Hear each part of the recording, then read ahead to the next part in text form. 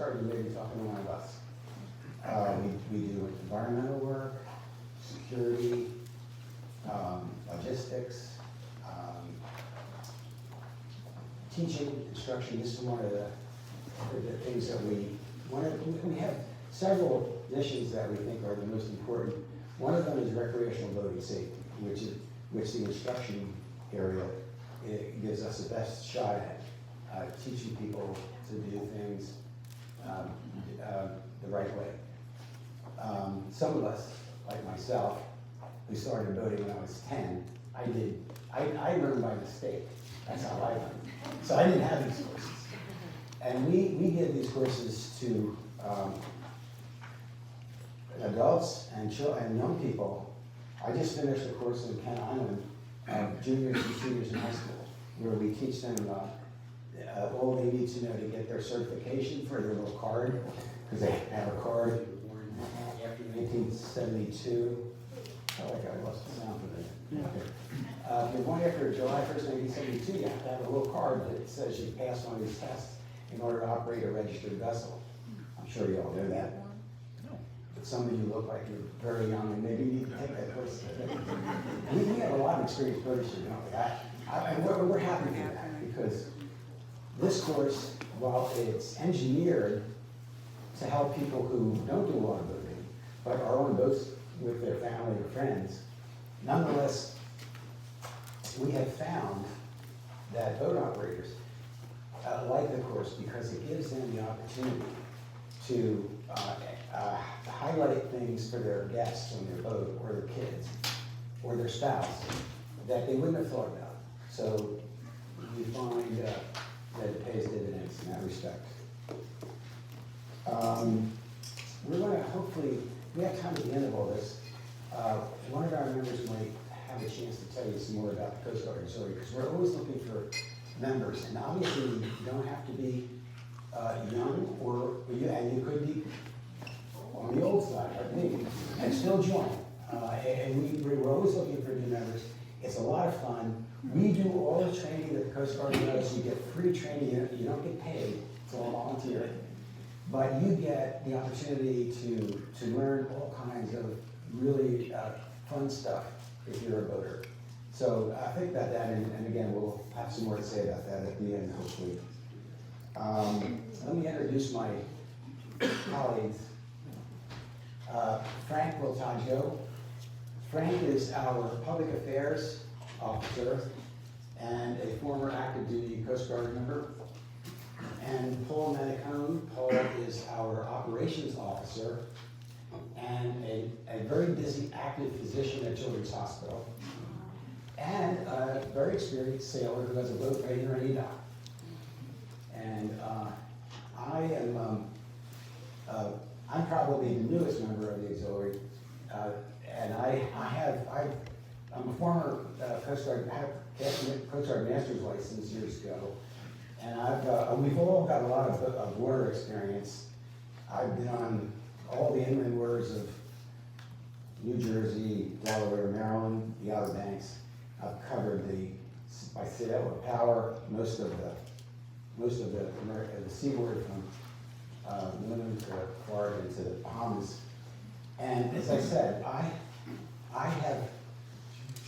started out just doing this stuff without the opportunity to have some sort of an organized training or organized educational background.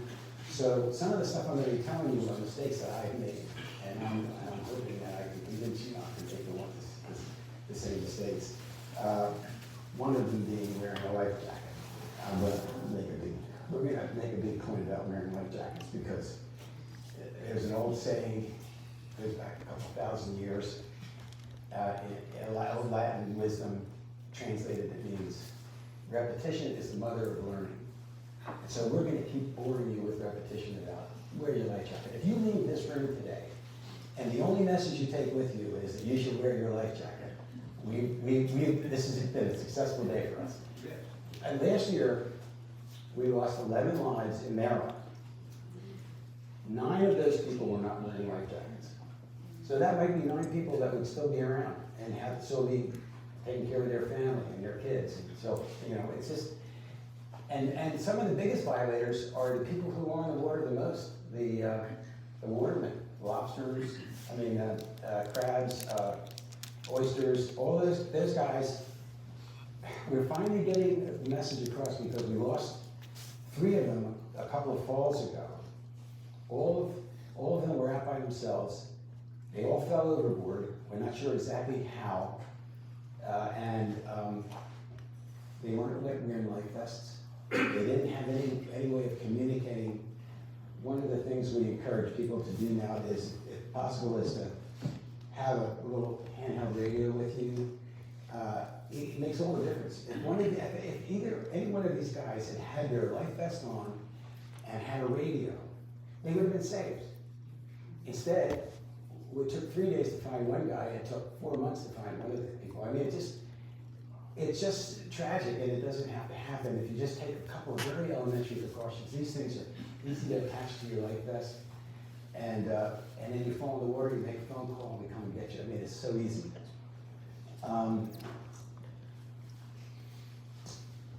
Here's this sort of syllabus for today. Well, this is the basic things we're going to cover. Nobody thinks about something happening to the captain, and many of you, I'm sure, are captains. You may have a bad day, maybe you pass out, maybe you fall down your head, maybe you fall overboard. We're going to kind of cover what things you need to be prepared for if you're on a boat and that happens to the captain. What if someone falls overboard? Man overboard drills are something that we do in the Coast Guard every year. We train on it because you only have minutes to make sure you don't lose track of that person and make sure you have a way of recovering that person. So we're going to cover that. Fires on board are obviously quite dramatic, and we want to make sure that your reaction, your instincts are what they should be. Capsizing, like man overboard, falling overboard and capsizing are the 2 principal ways in which people drown in boating accidents. So we're going to cover both of those areas. Running aground, that says it could be an emergency, it depends. If you hit rocks, you could put a hole in the boat, it could be an emergency. But we're going to talk about running aground. And then last but far from least is communication. We're going to run through using the VHF radio and making the mayday calls. And so many people that are passengers on their parents' boat or their friend's boat, if something happens to the operator, they don't even know how to use that radio and how to call for help. So this is sort of thing that we encourage the captains, the skippers, to brief people on so that they know, especially now, because now we have radios that have a little button on them. And Paul's going to go into this later on, but listen, the DSC button, all you have to do is tell your 12-year-old to lift the flap and hold that button in for 5 seconds, and help is on the way. So it's a lot easier. It's not quite as complicated as it used to be, where you have to actually know which channel to go to. It's good to know. It's good to tell that person if you're training somebody to use the radio. It's good to tell them that they have to use channel 16 and all of that. But at least now with the button, if they know where the button is, that's a good start. Before we go to, I'm going to do a little bit on pre-briefing all of this business about somebody boarding your boat. What are some of the things you want to tell them to start? But before I do that, I have this one story I want to tell you. It's illustrative of some of the ingredients of this course, and it's just an interesting story. So let me take a minute to do that. This is a true story. These 6 guys, friends, they were spearfishermen, and they fish out of Virginia Beach. So this day, they had checked the weather, and it was a storm coming, but it was going to be late in the day. So We've all been there, you know, the weather's gonna be bad this afternoon, but this morning is fine, so let's go out and enjoy some of the day. And, you know, that can work, and it depends on how accurate the forecast is. Well, the weather wasn't a big consideration in this story until later. When I get to the end of the story, you'll see why it's important. So the 6 of them head out. There's an abandoned light tower 13 miles offshore. And if you like to fish, you know that any kind of structure holds fish, towers especially. Oil drilling in the Gulf is the famous place where everybody likes to go and fish because they know that there's going to be a lot of fish hanging around the tower. So these fellows knew what they were doing, and they had done it many times. And they always spent the whole day, morning till evening, when they did this. And anybody that knew them knew how committed they were to this particular sport. So they get out there and they tie their boat up to the tower. And that was their first mistake. If you know, I'm sure all of you know, if you anchor your boat and there's wind and current, whichever's stronger is going to keep pushing your boat so that the bow is always facing either the wind or the current, whichever is stronger. So there's very little chance of water coming over the back of the boat if the pointy end is into the weather. Well, if you tie up to a tower, then you don't know what's going to happen to your boat because it can't go around the other side of the tower. And what happened to them was the boat got quartered into the tower in such a way that only it couldn't maneuver with the wind and the current. And as I mentioned, there was a swell that was building all day long, and this swell was going to eventually be the problem in the evening. But all day while they're fishing, the swell was allowing water to lap over the transom, little by little, more water, more water, more water. So these guys are fishing. They come out of the water finally at the end of the day, and they 6 of them climb onto the boat. They immediately know they got a problem. The boat is very unstable, and 2 of them jump off the boat and cut the boat loose from the tower. Those 2 stayed at the tower. The other 4 started throwing life jackets overboard, and one of them grabbed a small bag. He called it his dive bag, a little bag. And he grabbed that bag just as the boat flipped over. So we know how long this took because somebody had a GoPro type camera on. It was 4 minutes and 25 seconds. So as I said, and I can tell you so many stories in my own experience where stuff happens on a boat so fast, you have much less time to react than you ever thought. So here they are trying to figure out what's the best thing to do. Initially, they did try to start the boat, but it had already, the electrical system had been compromised because there was so much water, and they couldn't start it. I guess they thought, well, if we start it and keep going, maybe the water will wash over the back, and sometimes that actually works. If you get on a plane, you can push a lot of water out the stern, but that wasn't going to happen because they weren't going to be able to get this boat started. So all they did was got these life jackets overboard, and then this one gentleman had a what he called a dive bag, a little bag. He took with him as the boat flipped. It flipped over, and then they did the right thing. They got on top of the boat.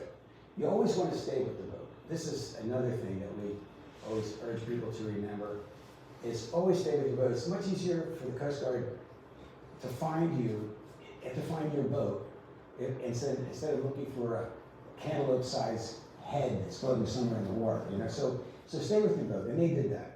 4 of them climbed on the boat. The 2 at the tower climbed up the tower, and the tower had been abandoned for some years, but there was a barrel at the top of the tower, a burn barrel they called it. And they were clever enough to know that if they took some insulation from the old wiring up there and put it in the bucket and lit it, it would give off a lot of smoke and maybe draw some attention. So they did that. Nobody saw the smoke. As it happens, there were 2 freighters, big freighters, anchored within a mile of the tower. Nobody noticed the smoke, nobody noticed any flames, nobody noticed anything. Fortunately, the fellow with the dive bag had a PLB. Let me get my, excuse me, I'm gonna just. So this is what we're required to wear. It's kind of bulky, but it has lots of pockets, and we can put all of our safety devices in it. And if some of you haven't seen a PLB, this is a PLB. And it's about this little larger than your cell phone maybe. And this, the fact that he had this, and that he had never used it, you don't use it unless you're in serious circumstances. So he opens it up and there's a little antenna, you flip the antenna up and he pushes the button. He wasn't sure whether anything was happening. He saw a flash, that was it, a little light flash, and he just hoped that it worked. Well, it did work. And this thing will send a signal to a satellite, and the satellite will send a signal to the Coast Guard. I mean, I could be having a pasta dinner in Rome, and No, I'm just, he was trying to intervene. Yeah. A PLB is a personal locator beacon, okay? And it tells the Coast Guard your coordinates so that they can locate you.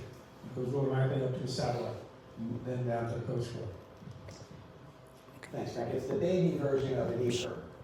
So y'all, you probably get several of you, if you're offshore people, even if you're not, you probably have invested in an EPIR, which is a self-floating device that you fix onto the outside of your cabin. And this thing these are terrific. And so here they are. They're on the top. They're on the bottom of. They're on the top of the bottom of their boat, or their upside down boat. And fortunately, unbeknownst to them at the time, but the signal did get to the Coast Guard. And so what does the Coast Guard do? Well, the first thing they do is they call the owner, because these are registered. If I activate this, they know who it's me. They know and whatever they need to know about me. And so that gives them a head start. And the first thing they'll do is they'll call me. And if I don't answer, which they don't expect me to, then they'll know that there's a problem and they'll call my emergency contact. So that's what they did. They called this fellow Tan's number. He didn't answer. Then they called his wife, his emergency contact. And she said, oh yeah, he's out on the water. What's happening? And they said, well, we're not sure, but we just got this emergency signal. And could you tell us where he is? He never tells me. I don't know where he is. Well, can you tell me who he's with? I don't know. He always goes out with his friends, but I don't know who's with him. So, I mean, one of the first things we always want to know, well, first thing we always want to know in an emergency is your location. Try to encourage anybody that's on your boat to just always remember where they are, because if something happens to you, somebody's going to ask them where they are. And if you listen to the radio during the summers, people are asked all the time where they are, and they never know. I mean, they so often never bother to figure out, you know, I'm over at Kent Island, or I'm down at Sharks Island Light. They just don't, because you're out having a good time, you're talking, and you're not paying attention. Situational awareness is the way we refer to it, and we try to train ourselves to be aware of our situation all the time, because that's how mistakes happen. You just forget that you're in shallow water, or that there's rocks, or whatever. So situational awareness. In any event, they have no clue of where these people are, but for the activation of the personal locator beacon. And fortunately, there was a helicopter doing a training, and again, the Coast Guard is always doing training. There happened to be a helicopter doing training out of Virginia Beach. I don't know if it was out, I think it was out of Elizabeth City. But they were able to get that helicopter to these folks in 2 hours. They picked up the people on the tower first, and then they had a rescue swimmer pick up the 4 folks who were at sea waiting for rescue. And by the way, these 4 guys on that boat were getting very cold, because now the storm was really there. It was blowing now. The wind, the waves were lapping over the back of the boat. I mean, they were just If they had not been rescued, hypothermia would have been a serious danger to them. They may not have made it through the night. You know, for those of you who don't know, you can become hypothermic in 68-degree water. Because as long as the water is lower than your body temperature, it's going to bring your body temperature down. And the more the difference, the quicker it's going to happen. So whether they would have made it through the night for a daylight search, who knows? You're now talking about if they didn't have that PLD, you're talking about the Coast Guard trying to guess which direction they went out of Virginia Beach. Was it east, or north, or south? How far out did they go? What their boat looks like? How they find them at night? I forget, this is in the dark. They don't have lights. So they all got picked up, taken to Elizabeth City, and met up with their family and friends. And the fellow that had a PLD said it was the best couple $100 he ever spent. You don't have to. And now they're more like $350 now, something like that. They've gone up in price, but. Hey Joe, I just want to make one quick comment. PLDs can also be used on land. We tend to just think of them as boaters, that we're going to use them on the water. But cellular towers are not totally reliable. Recently, a young woman in California died. Had this huge storm that hit them, this atmospheric river. She was in the mountains, and she lost her way, and there was no cell tower. So had she had that, she could have also signaled for help. So think about that too, for you and your family when you're hiking or in remote areas. Yes? Do those PLDs constantly send the coordinates? Or is it just one? It sends your coordinates. Yes. It But does if send. I move, aren't they sending the coordinates? They keep sending. Yeah, so if they're moving and the thing is active, it should be continually recycling your US coordinates. And so yes, yeah. And of course because it was 2 hours, so they could have, by the way, part of the story, I didn't get into all the details, but they almost immediately were out of sight of the tower because it had fogged in and the wind was blowing and the water, the current was strong, and they lost track of that tower within a couple of minutes. And the two guys in the tower lost track of them.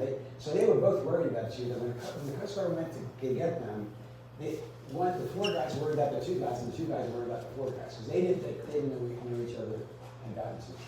So now if you don't want to have a PLD, if you get one of these radios, not this one, I cheaped out on this because I just needed it for other reasons. But if you want it for your boat, you can get. This is like $100 or $200. You can get one with a DSC button on it. So it actually is keeping your latitude, longitude, and it's going to be able to transmit your latitude, longitude to the Coast Guard under the Rescue 21 program if you push that button. By the way, you need to register. Yes? What's a DSC button? Oh, that's a digital selective caller. So it's channel 70 on your radio. It's digital channel. You can't make calls on it, but it's reserved for sending a digital signal to the Rescue 21 program that the Coast Guard has now fully implemented. And it's quick, and it sends all of your important information to the Coast Guard. And that's why you need to have this MMSI number. MMSI is Maritime, Marine, It's a mobile maritime service. whatever. MMSI, you can get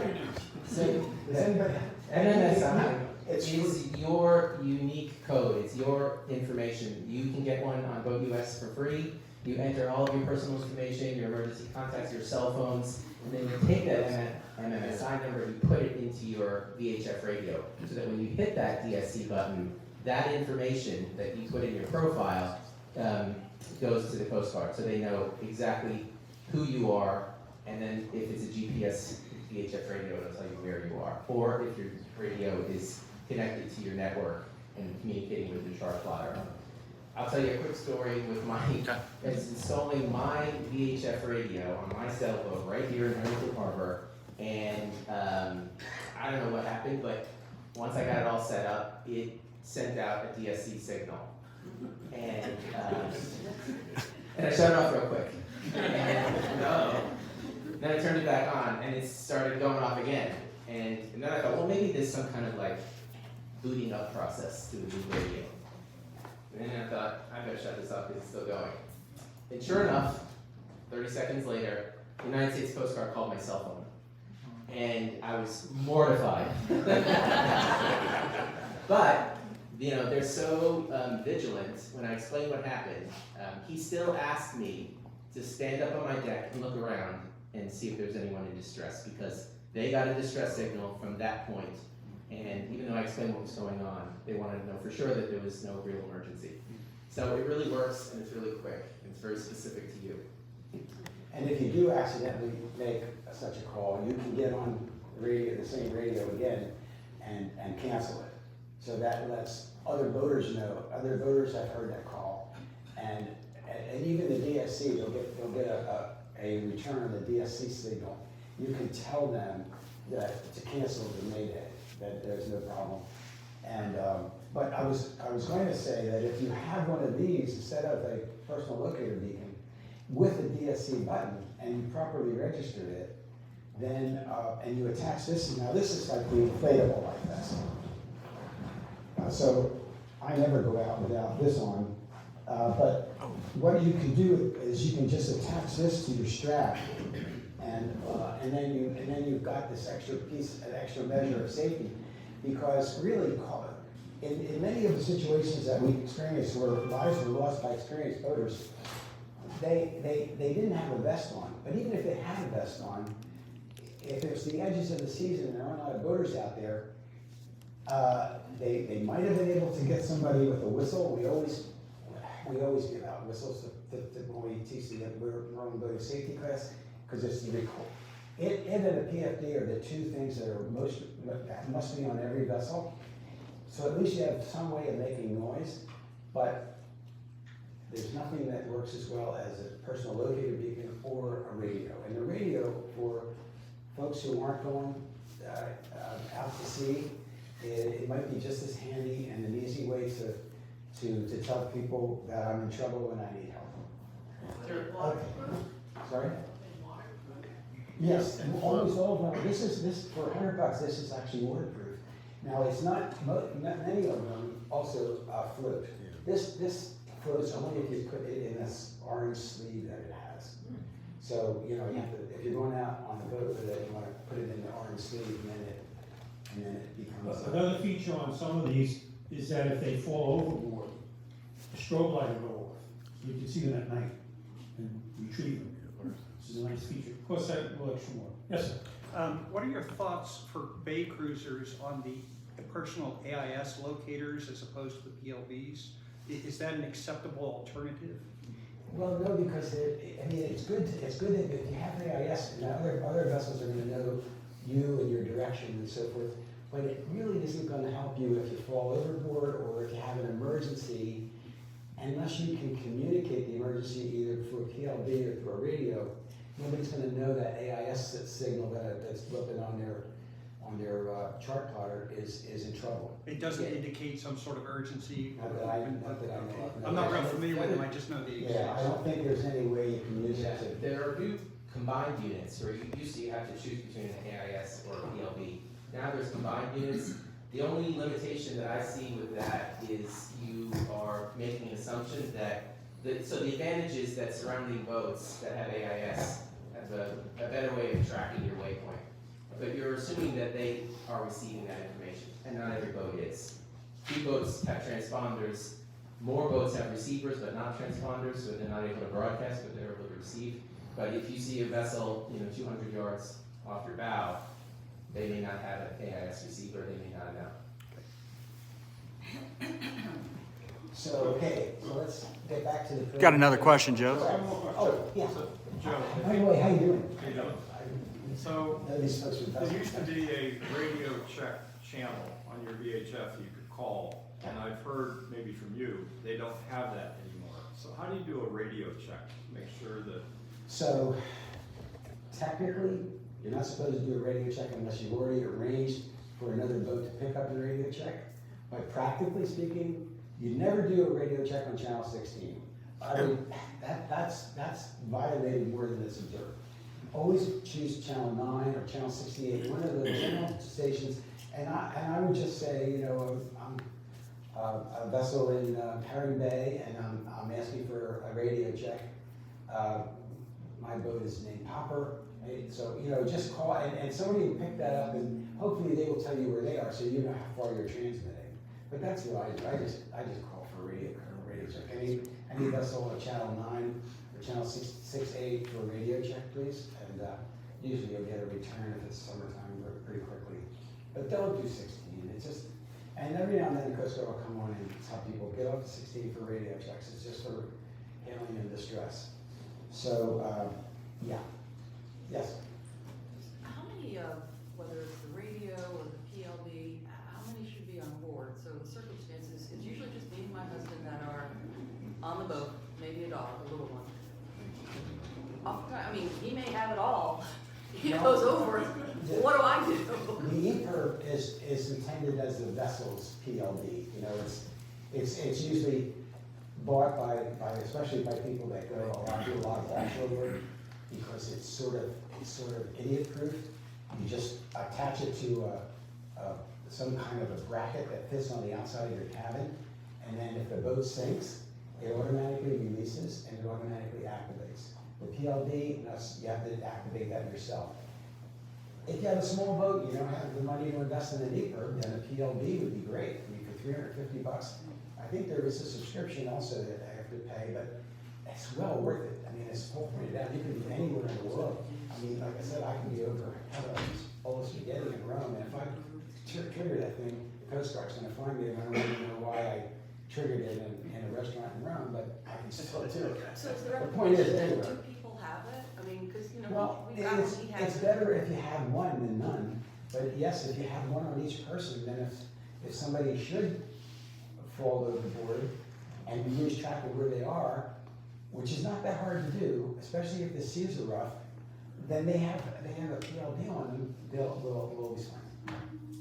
So, yeah, so, I mean, if you can afford to have one for each member of your family that's a regular boater, all the better.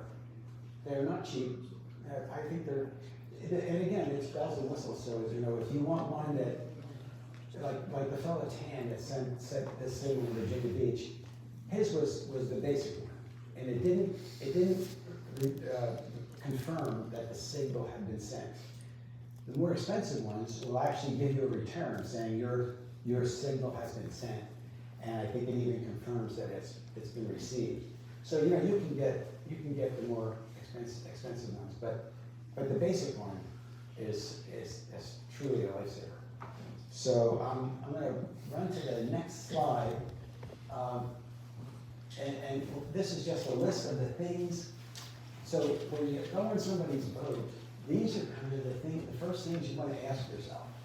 You know, where's the life jacket? Where's the boat's ignition, throttle, fire extinguisher? Where's the marine radio? Where's the anchor? Where are the flares? These are kind of questions that nobody ever asks. I mean, they just assume that they don't need to know this stuff because the captain knows all this. So I'm not worried about it. But really, everybody should want to know what these things are. And if you're not a regular boat operator, if you're the spouse or the young child, the teenage child that goes out with their parents all the time, they need to know how to do this stuff. And Frank's going to get into this later on. But these are some of the basic questions to ask. Life jackets. We're reminding you again, wear your life jackets. These are old statistics, 2021. It's becoming more like 9 out of 10 drownings are not wearing life vests. So it's really a high number, and it proves the point. And so this is something that we wanted to run through with you. It only takes about 5 minutes. We're required to do it whenever we go on patrol. We do this, the first thing we do, and then we call into the station and tell them that we've finished, and that we give ourselves a rating of risk for our trip. We always want risk analysis for our any one of our patrols. You don't have to get that complicated with it. All you need to do is run through some of these things. You know, when I told you that story, They checked the weather, but they really didn't. They really didn't pay close enough attention to the weather. They didn't have a plan. They didn't tell anybody where they were going. They just decided to go to this tower. They weren't prepared for safety. They didn't expect the unexpected.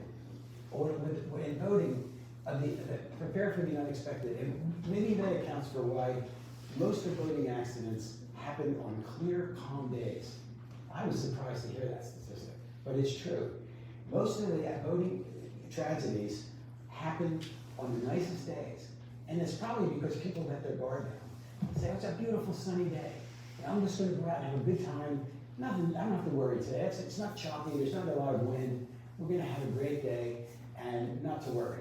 And that's when most accidents happen, in those conditions. I mean, I could tell you stories. We're going out tuna fishing, we're 50 miles offshore, and a perfectly beautiful day in a boat that was probably a year old at the time.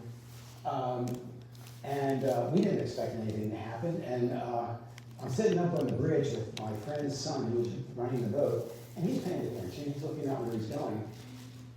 And I wasn't paying the same kind of attention he was, so I happened to notice that the anchor fell off of the pulpit, where the windlass isn't going to hold the anchor if there's nothing else holding it.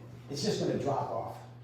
And I just happened to catch this, and I told Keith, pull the throttles back.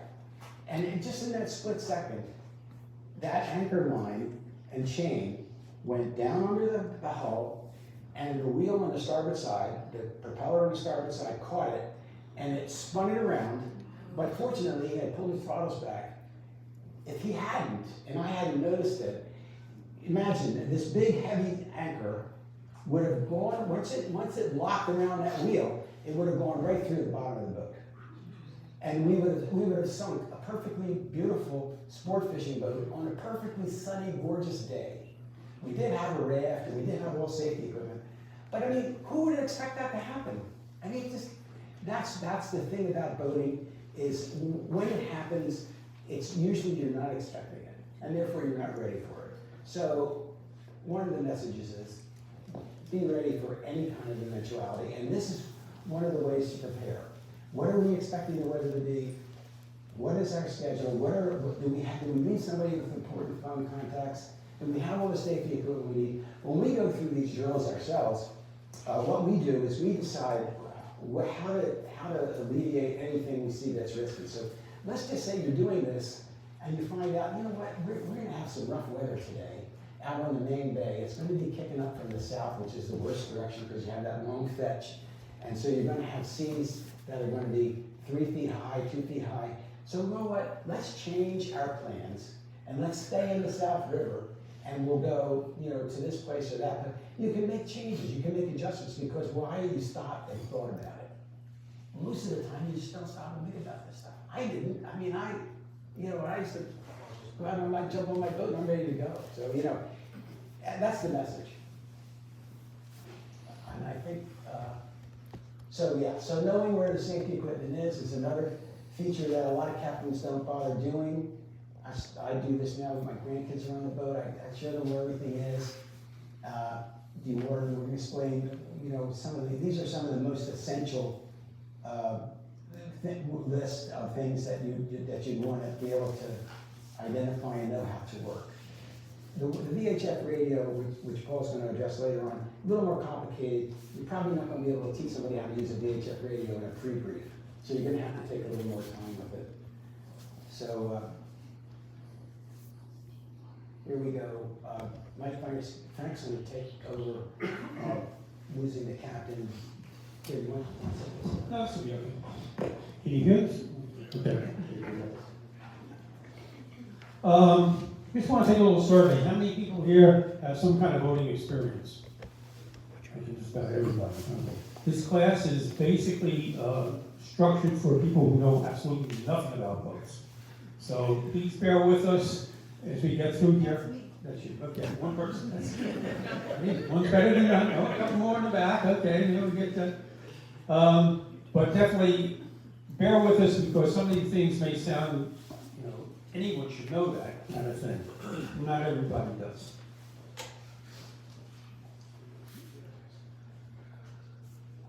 Okay, so what happens if the skipper falls overboard? What do you do? Okay, and it's not uncommon for somebody to collapse from something. Maybe you have an illness, or you get heat stroke if you're out on the bay for a while. So any kind of injury, seasickness happens to people. And now you need to step in as a passenger or a crew member, if you will, and take over control. Okay, we're going to go through a little scenario bit to show you what some of the things you should do. Now, we can't cover everything, obviously. There's any kind of different kinds of situations that occur, but we're just going to try to hit on probably the most common ones. Hey, Joe? Yes. It's not working. You do it, Dan? I got you. Frank, I got you. Okay. Okay, so the first thing you do is you prioritize. In this case, let's say I'm your neighbor, right? And I have a boat, we get to talking and find out that, hey, you like to go fishing. So I invite you to come out on my boat. So we go out on the bay, and we're chilling along, nice day, and I collapse on the deck. Right? Maybe I didn't tell you that I have a heart condition, or I didn't take my medication that morning, and therefore you don't know what's going on. All you know is I'm lying there on the deck, the boat's moving along, and you need to do something. Okay, how urgent is the situation? Am I conscious or unconscious? If I'm unconscious, it's very urgent. You've got a medical situation going on. If at least I'm conscious and I can speak to you, maybe I can tell you, hey, do this, do that, and we can take it from there. Are you alone, or is somebody else on the boat that maybe can help you? Big difference between just you and maybe even a child can be very helpful on a boat in a situation like this. Okay, and what do you need to do first? I'm going to talk about this.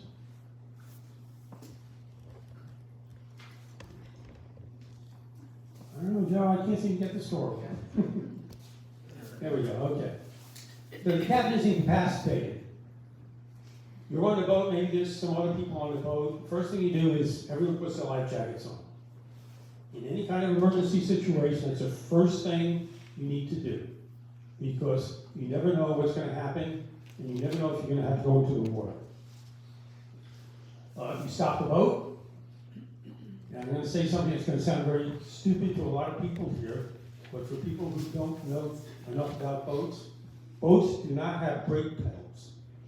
Okay? A lot of people look at the steering wheel and think you operate a boat like you operate a car. No. You don't stop a boat by pressing a brake pedal. The way you do it, get to that in a second. Next slide. No, that's just it. Just want to say, we're not actually going to cover first aid today, because I'm not a first aid instructor. I don't know, Paul is going to cover some of that later on, but there's certain things that you can do, okay? You don't have to be trained in CPR or how to use an AED. But you can still help somebody that's in need. And one of the important things is you call for help. Now, a lot of people, what they do is, just about everyone I think has a phone, right? Okay, that's one way for calling for help, dial 911. The difference is if you call 911, you're talking to one person.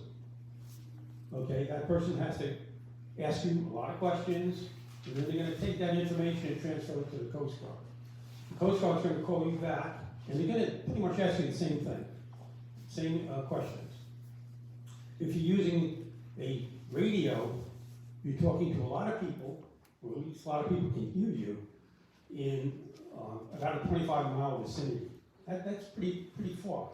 And if somebody like Dr. Paul here is out on the bay on his boat, and he's nearby, you stand a better chance of having somebody like him getting to you way before the Coast Guard can get to you. In an medical emergency situation, that's what you want. The quickest person that's most qualified to be with.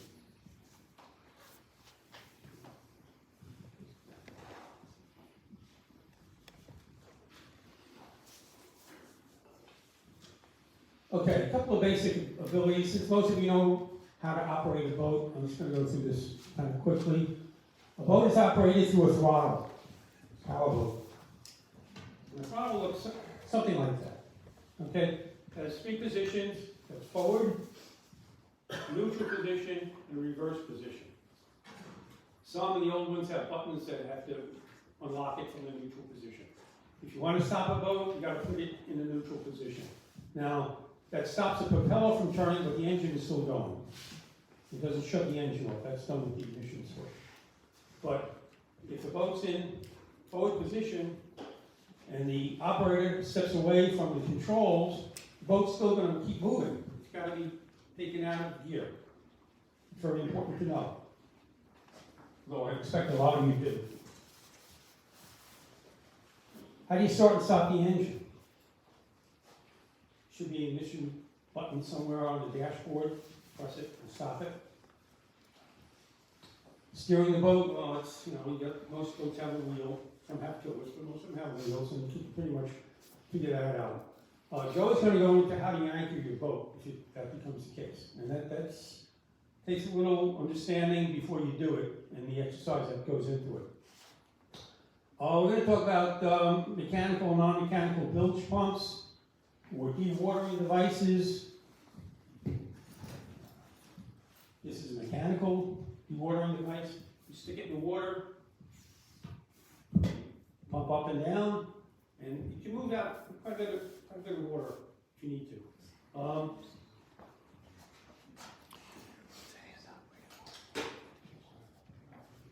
It's good to have extra safety equipment like that on your boat. Your bilge pump, obviously, it'll be operated electronically, electrically. Usually has a flapper.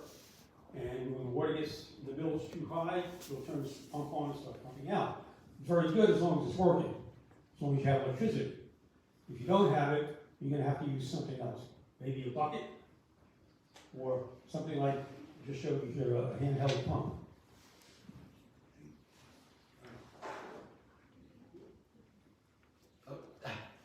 This is working now. Okay. Technical Back again then. Back up. Okay, we want to do a little exercise here about the importance of wearing life jackets and what it takes to put them on. I need a volunteer and somebody who knows how to tread water.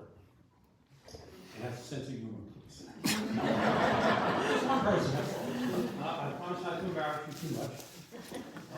You get somebody? Everybody? Thank you. Your name? Roger. Roger, okay. Roger is out on my boat, okay, and you get an engine fire.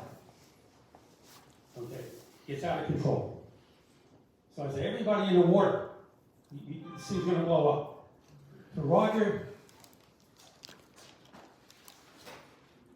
jumps into the water, right? Before he jumps in the water, he grabs a life jacket. Okay? And you tread water. You know how to tread water? With your legs? Yes. Put it on. Treading water? Treading water. But remember, his legs are going to be moving, and he's going to be expending a lot of energy. Okay, no, pick it up. It's got to fit you right. Okay, so I'm still treading water. You see the difficulty of trying to put a life jacket on when you're in the water? That's the difference between life and death. That's what we can do. I'm still treading And the life jacket's floating up. It's Life jacket is trying to float upwards, and getting into it's going to be a lot more difficult. Okay, thank you. You still haven't buttoned it. But, yeah. Couldn't get it in At the point. Now, the reason we do this. Yay! Thank you, Roger. The reason we do this demonstration is because most people on their boats, that's the way they store their life jackets. They clip them together, they tie them nice and tightly, and they stick them in a locker, or they stick them in the cabin underneath the pile of God knows what. They're not readily accessible. Certainly not by any means if you need it right away. So we encourage people, because we can't force you, wear the life jacket. It makes a difference between getting into a situation where you have to have something to keep you afloat and trying to, as you saw, you demonstrated here, what it takes to put on. And sometimes maybe if during warmer weather, if you have a pool or you happen to be swimming off your boat, have somebody throw a life jacket to you like that, and you try putting it on in the water, and you can tell the difference. And it's very important. We encourage people to wear your life jackets. I know I've heard all the stories. They're uncomfortable. They damage my tan lines. All kinds of excuses why not to wear a life jacket. But if you get into a situation, and Joe's pointed out, emergencies happen all of a sudden, you may not have enough time to put on a life jacket. And you don't want to be in the water without one. Because if the water is cold, you're going to, within a certain amount of time, you're going to lose dexterity in your hands and your legs. You won't be able to put one on. It's very important.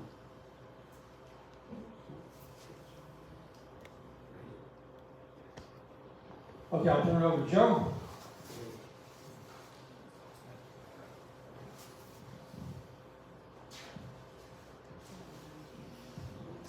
So anchoring,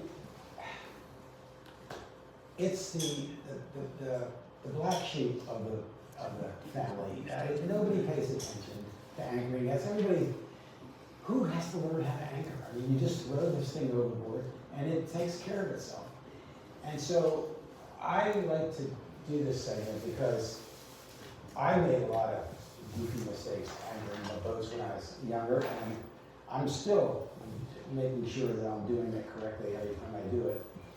We do drills on this too, but anchors are, for some reason, the Coast Guard doesn't require you to have an anchor on your boat. It'd be foolish not to, because I think it's one of the most important safety devices that you can have.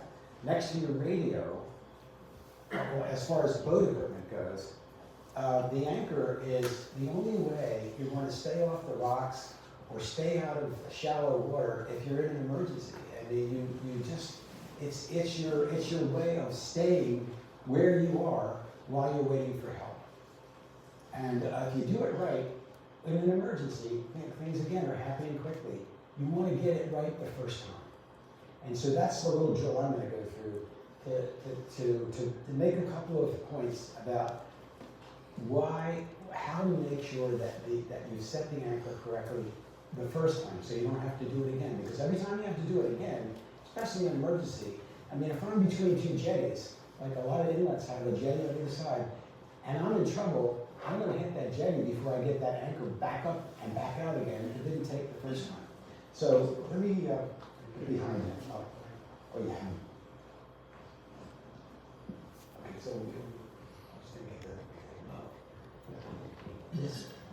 this is a claw anchor. Most sailboats, big boats like to use it. This is a little baby claw.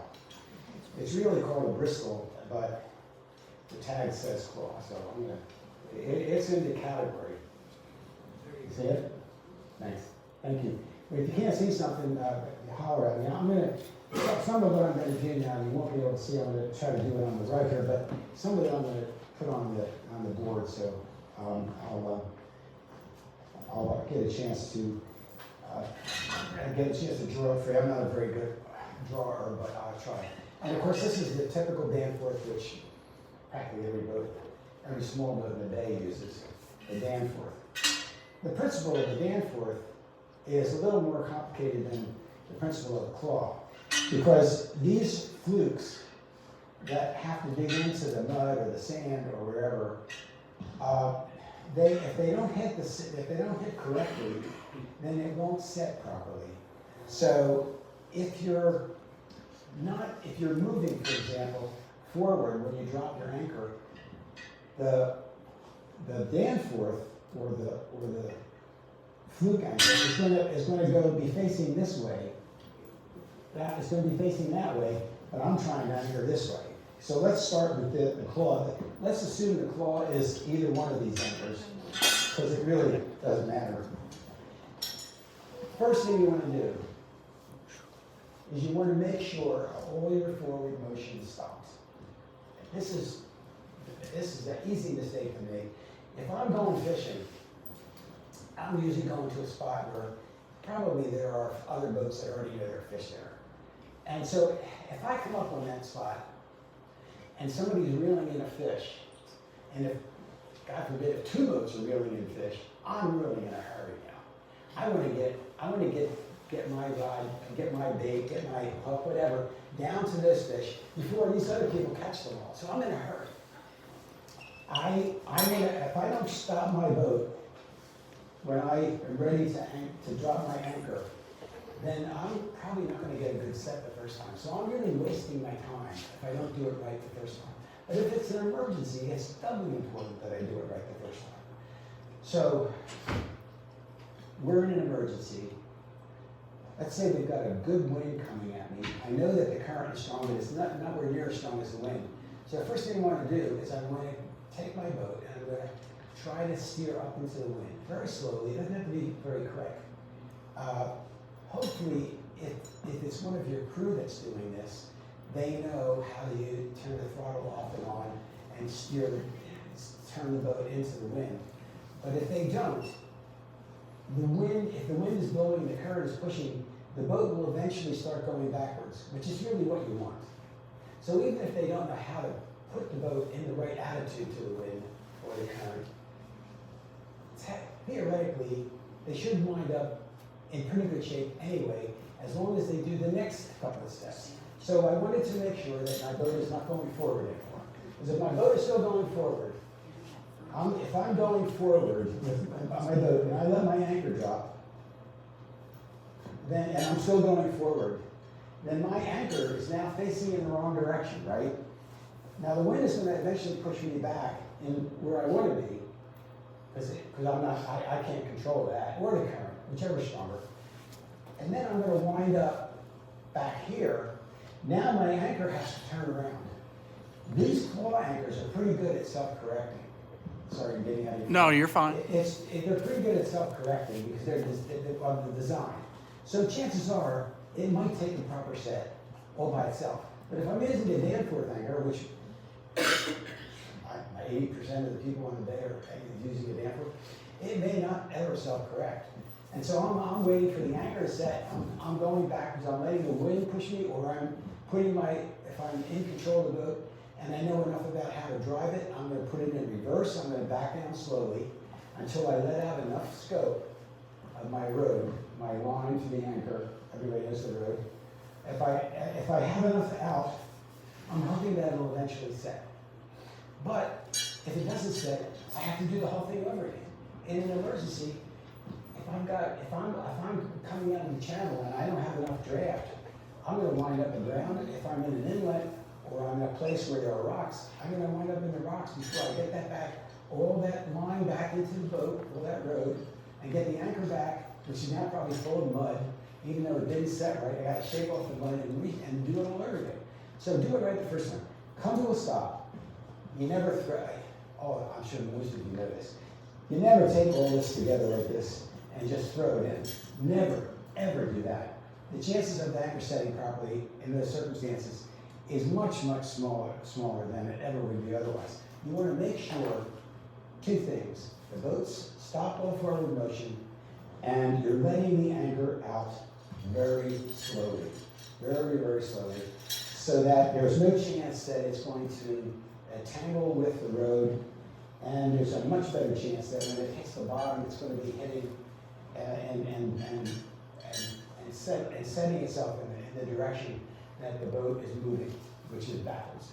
And then what you want to do then is keep your if you're using your throttle, keep your backward motion until you've let out all of your line. And of course, how much line do you want to let out? You want the road to be at least 7 times.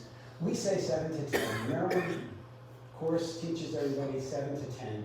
You can get away with 5, especially if you have all chain. You can get away with less than 5. But if you're just setting a lunch hook and just going to have a sandwich, 5 is usually plenty unless there's a big strong wind.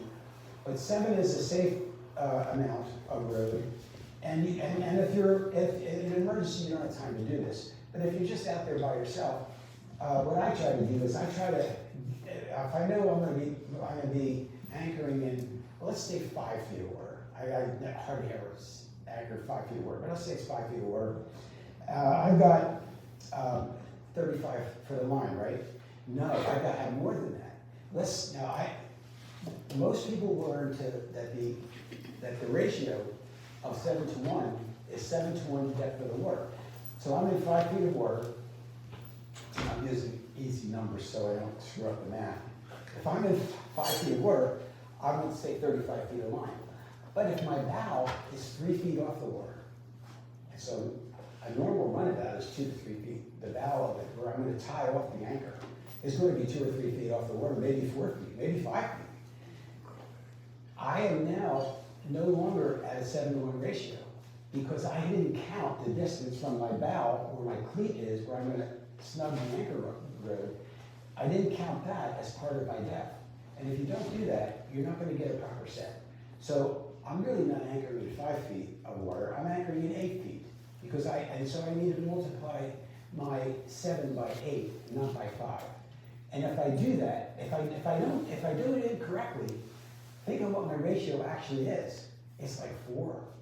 Instead of getting my 7, if I didn't count my bow height off the water, I'm really shorting myself a considerable amount of road, and I'm not going to get a proper set. Okay, so always remember that you got to add those extra feet of bow. If you're in a big sailboat, that could be 5 feet. Yes. And it could also be the depth gauge you're reading your keel up. Correct. Yes. Good point. 6 feet up. Absolutely. My transducer is already 1.5 feet under the water, so I got to add that to it as well. So I'm not. My transducer says 5 feet, I'm really 6.5 to 7 feet. So I add that plus my bow height. That's the calculation that you want to make if you want to hold the first time. Now, Joe? Yeah. I'm going to pretend to be the audience. I have 2 questions. How do I know, if I do the math and I know I need to pay out 100 feet, how do I know that I've gotten to 100 feet as I'm paying it out? Okay, so if you have short arms like I do, then you go 4 feet, 4 feet. So when I lay out my line, or if I'm laying my line out, if you're a normal person, you have 5 feet, 6 feet span. Okay, so you just figure out where your span is, and this doesn't have to be. You have to take out a tape measure. Just make a rough estimate. And ideally what you should do, if you have the time permits, is you want to set up that line on your deck so that it isn't tangling with itself. So you make sure your line is clear, and very importantly, you make sure that the bitter end is tied to something on your boat before you let the anchor out. If you make that mistake, and we probably all made that. If you make that mistake when you're anchored for the day for a fishing trip, it's going to cost you a few bucks to have to buy a new anchor. If you do it in an emergency, it could be a real big problem. So always make sure. So there's several things you want to remember: stopping the boat, letting the anchor out slowly, tying the bitter end of the anchor, making sure the bitter end is tied. But Cole's question is, how do I know I have enough line out? The only way to know that is to either pre-measure it on your deck real quick before you put the anchor in, or as the anchor's going out. If you've got a second hand to help you, because sometimes if the anchor's falling, it may be hard to make these measurements while the anchor rod's going, but you can do that. Yeah, you can also spray paint every 10 feet. Some people do that. There's little vinyl tabs you can buy to insert it into the tri-braid.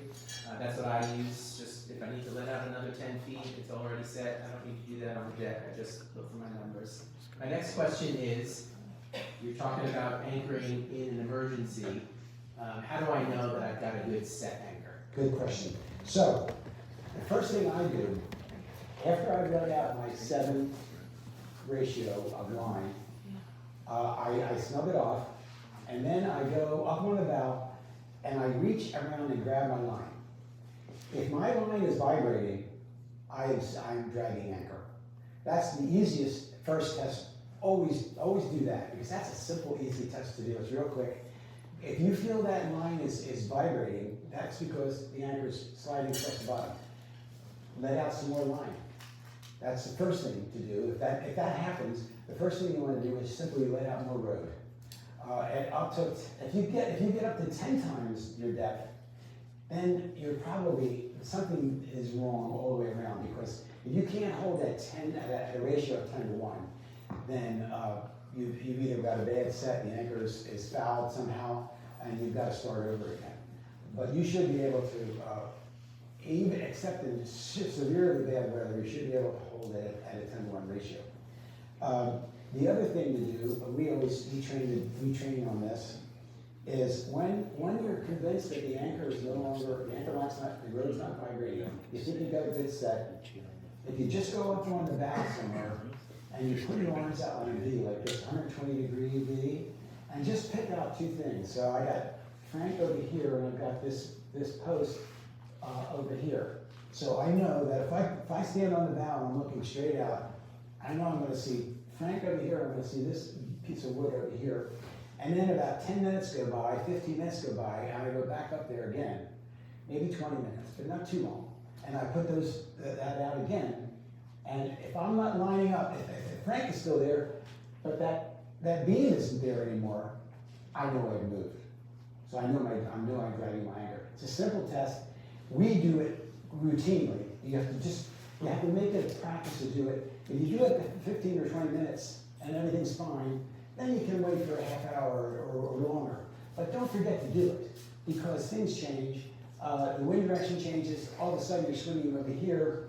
With a Danforth anchor, if you swing too far, it might let go and start to drag. You know, with a claw type, they're very self-correcting. So think about what kind of anchor you're using, and then you can judge how often you want to double check. But that's a simple thing to do, is to just double check.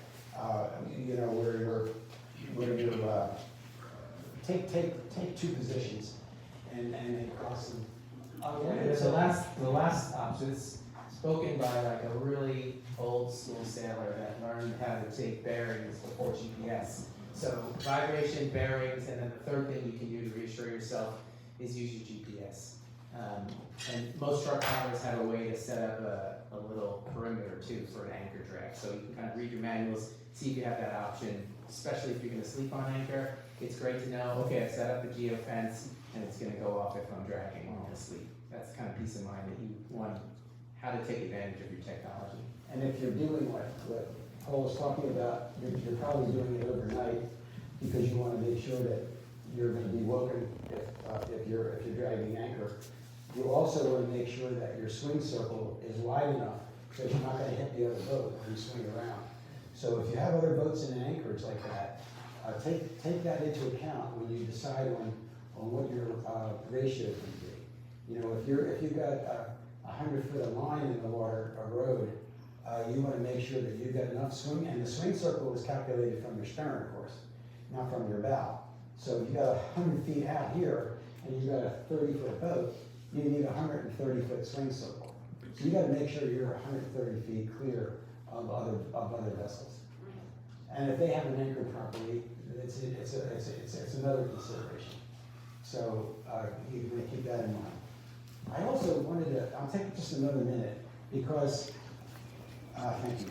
This is something that we hardly ever get involved in, but if you're at sea, you're not going to have enough anchor line. I mean, we used to go, if you wanted to tuna fish overnight, you usually, and you're out of the canyons, you take a couple of laundry baskets full of line if you need to anchor. You're not supposed to tie on to any buoys or lobster pots or anything like that, so you take a whole bunch of extra hundreds and hundreds of feet of line. If you're out, and nobody, unless you're doing that particular activity, you're not going to have that kind of anchor road. So if you're out in the ocean and you're 20 miles offshore, it's not very far, but you could be in too much water to anchor. And I don't know how many of you have used drogues or sea anchors. Some people just call them sea anchors, but they're technically a drogue. This is a small version of one. It looks like a funnel, like it has a wide opening and a narrow opening in the back. And this is a real lifesaver. If you do any kind of ocean work, you definitely want to have one of these at that size to your boat. So the bigger your boat, this is for a small boat, but it's handy because it is small for this demonstration. But you definitely want to have one of these. Because you're not going to have enough line. You can put all your load out and you're not going to catch bottom. And if you do, your ratio is not going to be enough to hold you. So you want to have one of these. And what all it is, all you need to do is take one of your dock lines that you have with you, any kind of line, tie it on, and then put this off the bow, and it will let enough line out so that it opens up and sets and has enough draw to slow you down. What's going to happen is it's going to keep your bow into the waves.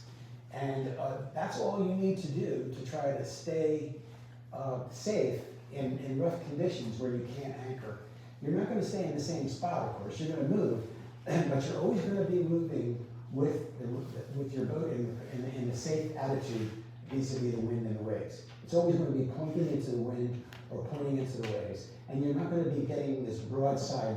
If you have no anchor, you know what happens in a rough sea. You're going to start thrown sideways. You could broach. You could all kinds of things. You could pitch pole. A lot of bad things happen to a boat when it doesn't have any constraint on any quarter. You need to have some constraint, and the safe place to put it is on the bow. So small. For those of you who may not have thought about a sea anchor, there's another one of those things in the pre-brief. When you have that little 5-minute pre-brief with your guests or your family, just remind them where the anchor is, but also tell them where the sea anchor is in case that becomes something that they want to use. I think anybody has any questions? How much boat requires the next bigger sea anchor? What's the size boat that would be at? I got this for a Boston Whaler 17-foot line hook, and I really didn't get it. I got it mostly for slowing down my drift if I'm fishing on the bottom. But it would slow it down enough to be safe, but I would say nothing more than 17 foot. There's I forget what it is, but if you go to a Chambray, or if you go to Bass Pro Shops, they have a bunch of these. And there's most of them have a tag on them, and it'll tell you if your boat is 30 foot, you want a circumference of opening of such and such, so many inches. And so the sea anchor itself will have a tag on it in most cases that will actually tell you how wide an opening you want for the vessel that you're trying to slow down. So, good. So I think, is there any questions about anything that I haven't covered? I'm trying to think of some of the notes here. I think I've hit on the main points I wanted to. Oh yeah, I almost forgot. This is. We were teaching a course on Kent Island for a bunch of high schoolers this week. It was fun. It was a boating safety course. And one of the kids asked me a question. We learn as much from your questions as we do from anything we learn from the books.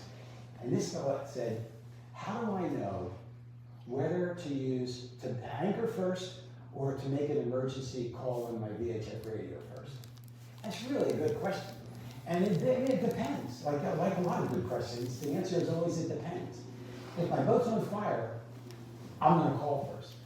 You know, if my boat is sinking, if I'm taking on water dramatically, I'm going to call first for help because I'm going to get that call out before I can't get the radio to work. But if I have someone fell over and broke an arm or a leg, and I'm in a situation where I might run aground or run into the rocks, I'm probably going to anchor first, make sure that this person is not in extremis, and then I'm going to anchor first, and then I'm going to call. And then it's probably going to be a pan rather than a mayday call because it's a broken bone, it's not a life-threatening situation. Paul's going to get into this some more when he talks about the radio. But it's a great question, and I just didn't give it a lot of thought, and it just makes a lot of sense. Which comes first? The problem is most people never think of anchoring as an emergency procedure. I'm hopefully convinced you that anchoring is an emergency procedure, and it rates right up there with a mayday call. Okay, next. This, Frank, I think is working.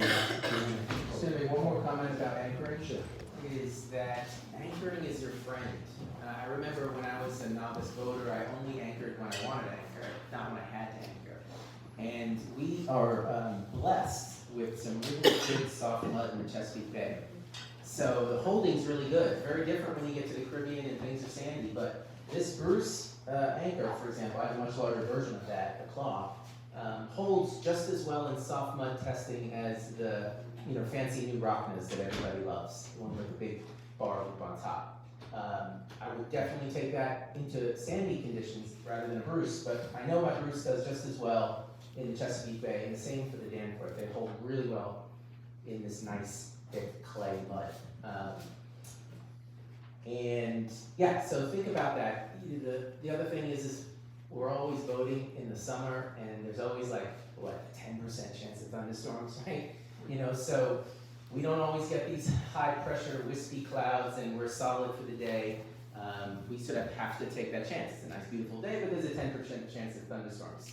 Thunderstorms are kind of fast and furious. So if I'm in Herring Bay and all of a sudden the skies darken, it's just much easier to set your anchor and hang out for a half an hour and let it pass than try to kind of run to port, with a suddenly heavier sea state and wind condition. So try to reframe your thinking around anchoring if you don't anchor much, and think about using it as a tool rather than just as a lunch break. Yes, and there's one last thing about anchoring that you probably all of you know. You never anchor from the stern. Otherwise, you're going to have a situation that I described that the fellows experienced at the tower, where the water's going to be coming over and you're going to swamp yourself. So never anchor from the stern. There's one exception to that. It's called kedging, and it's not for anchoring. It's really when you're on the ground, and we'll touch on that when we get to that part of the presentation.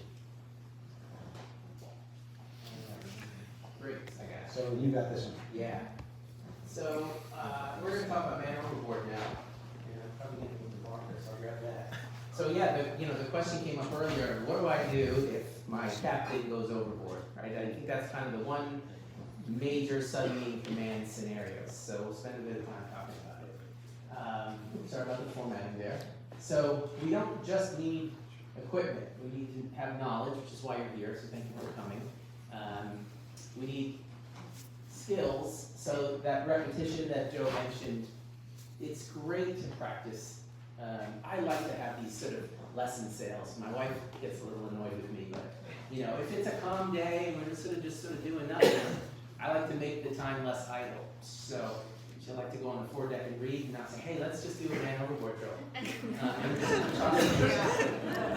So then she sort of comes back and gets into it. But it matters because we build our skills, and so that when it does happen, she's done it before. And as Joe said, I'm a physician. I do a lot of teaching at the Children's Hospital for students and residents, and we do a lot of training. When I was training 25 years ago, medicine has this phrase, see one, do one, teach one, which was, I show you how to do once, and you do it, and then you should be ready to teach it. And we don't think like that anymore. We certainly shouldn't think like that when we're trying to learn boating skills. Lots of drills, lots of simulation.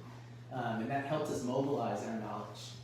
Interns, should you be in the position where you're a patient and you have an intern, they have a lot of knowledge, but they don't mobilize their knowledge very well.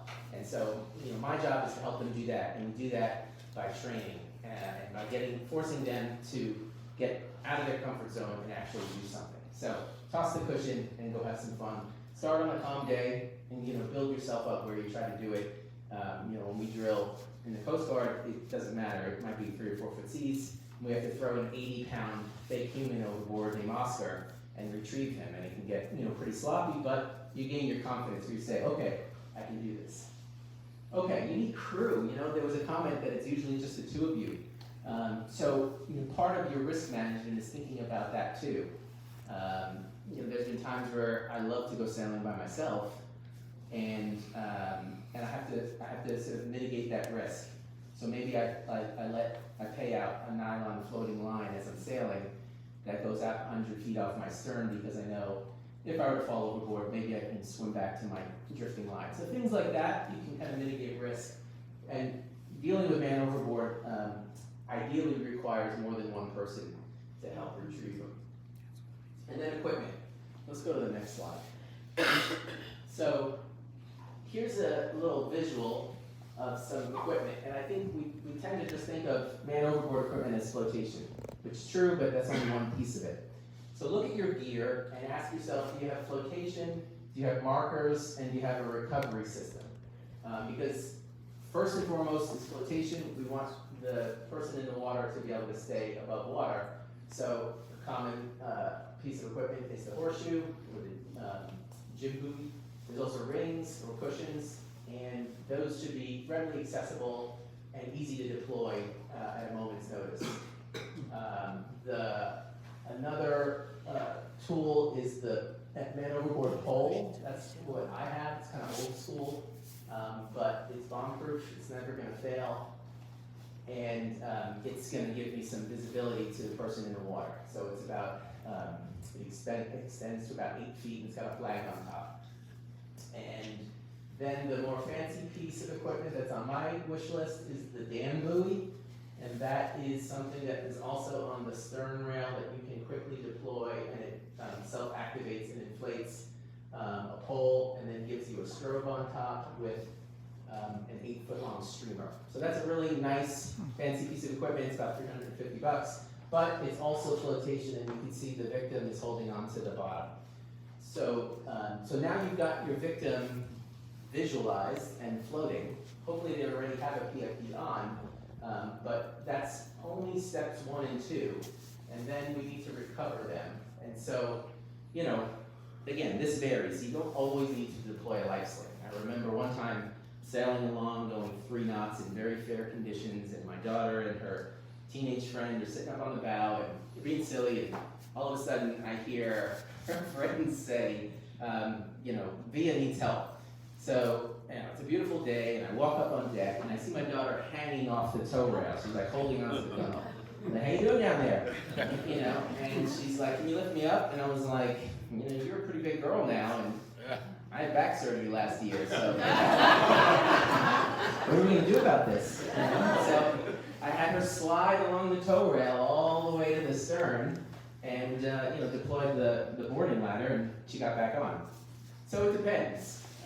You know, if you thought you had you know, a more serious situation, choppy conditions, then a life sling is a great option. So I have this one, the horseshoe, and the rigid pole.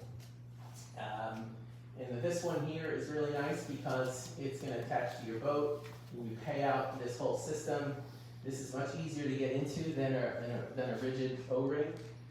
And as you can see here, you can then think about your recovery plan. That's a whole other step to man overboard, because it's not that easy to, you know, hopefully you get your boat in the right position in the right way, which we'll talk about, and your person in the water can self-rescue. Swim over, climb the ladder, and say, sorry about that. But they may not be. They may be injured, they may be cold water incapacitated and not have functioning legs at that point, depending on how long it takes you to recover them. But that takes some careful thought because of the freeboard and sometimes the choppy conditions. If the stern is bouncing along in 3-foot seas with a full 6-foot swing when it goes into the trough, recovering and reboarding, you know, may be dangerous, and you may not want to choose your boarding ladder. You may want to do some kind of hoisting system. So in this situation, they're using their halyard at the top of the mast, which is probably being led to a winch, and they can crank their victim up on board. A little different with a powerboat, but you kind of have to think about that. And then this last one is the rescue stick, which first responders have. It's a popular way to throw flotation from a dock, for example. If somebody is here, you know, and fell off a skipper's pier and is sort of flown around out there, you can toss the rescue stick. And the nice thing about that is you can throw them about 100 feet, so about 3 times as far as you can throw a cushion or a ring, or certainly the horseshoe. All right, so. Paul, Yes. there's another device that I mentioned to you that I got, which is a little bit cheaper than some of the others for recovery. It's a little bag, you stuff the line into it, it has a handle on it, and then you grab you put the loop that sticks out of the bag around your wrist, and you just grab the bag and underhand it, you can practice this on your own. It's amazing how accurate you can get, because you're just logging it. And it's designed such that if the weight of the bag and the line pulls the line out of the bag and over the person that you're trying to retrieve. So it's great for, especially in rivers where somebody's in a canoe and they fall out of the canoe and you're trying to grab them.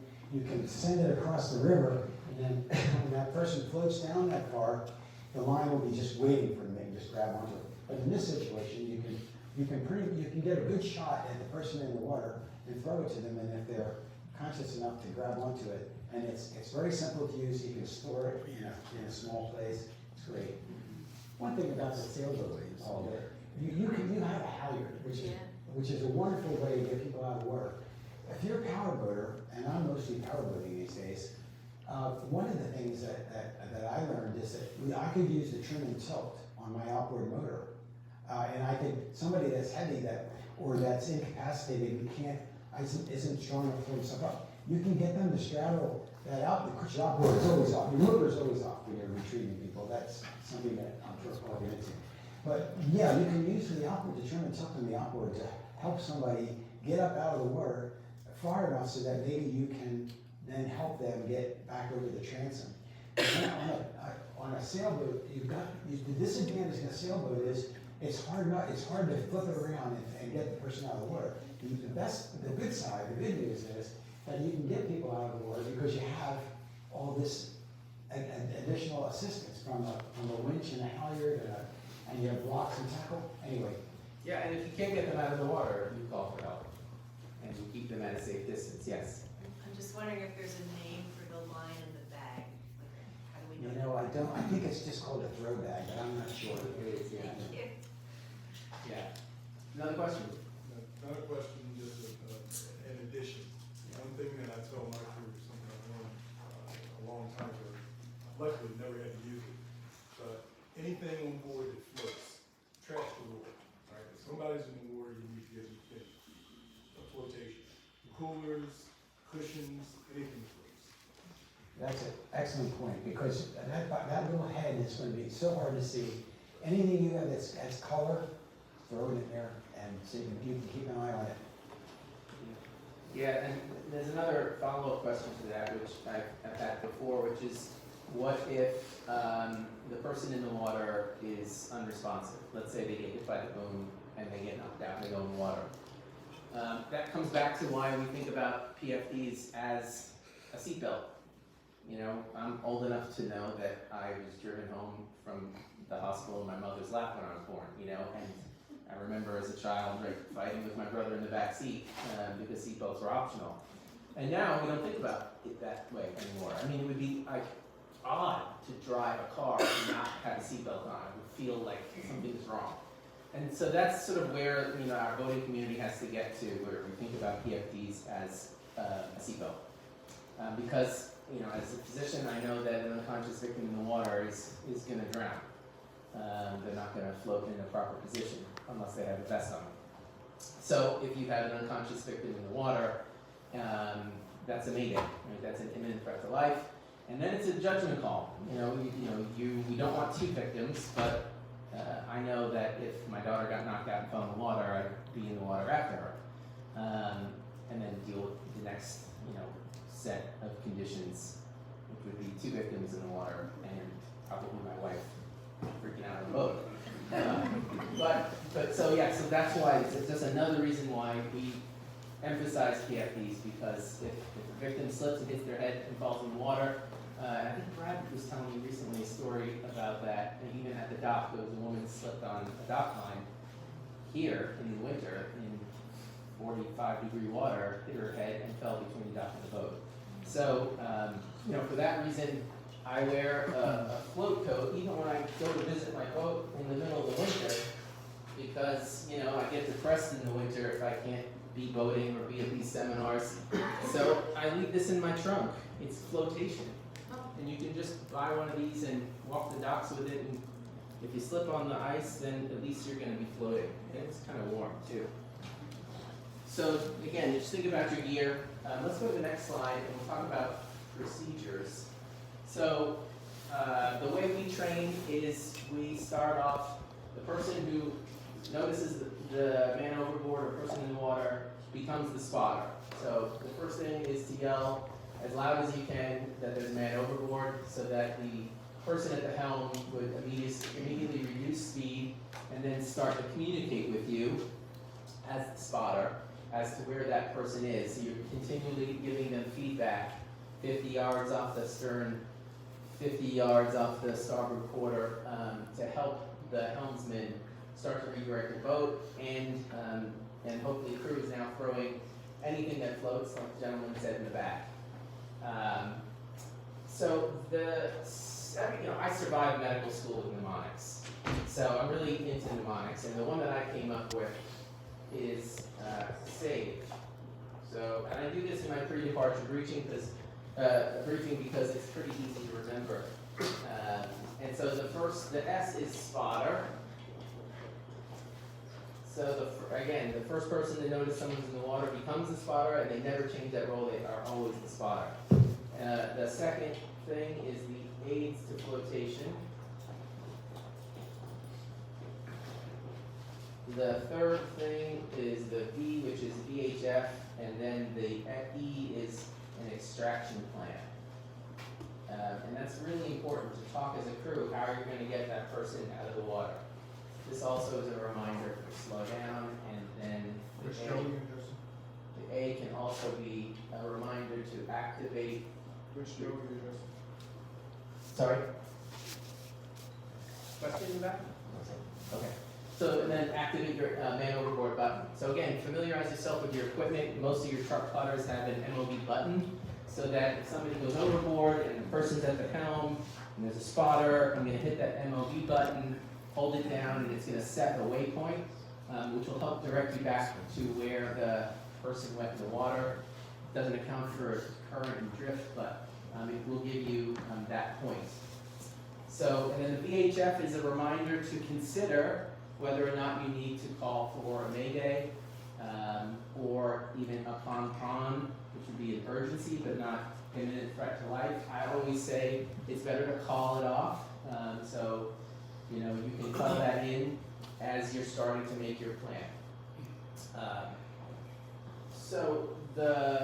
Where are we on the slide? Try advancing one more slide. Oh, so approaching from downwind is important because here's your boat, and here's your victim.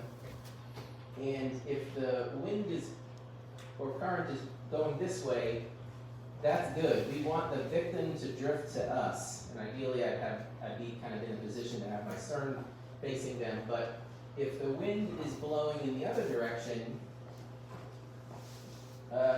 we don't want that. We don't want that orientation. We don't want to have the boat drift and hit our victim. So in your briefing too, you may say, if somebody falls overboard, depending on the wind conditions, you may see us swing around. Doesn't mean we're leaving you. It means we're reorienting ourselves to get in a better position to retrieve you. What's the next slide? So there's the man overboard button.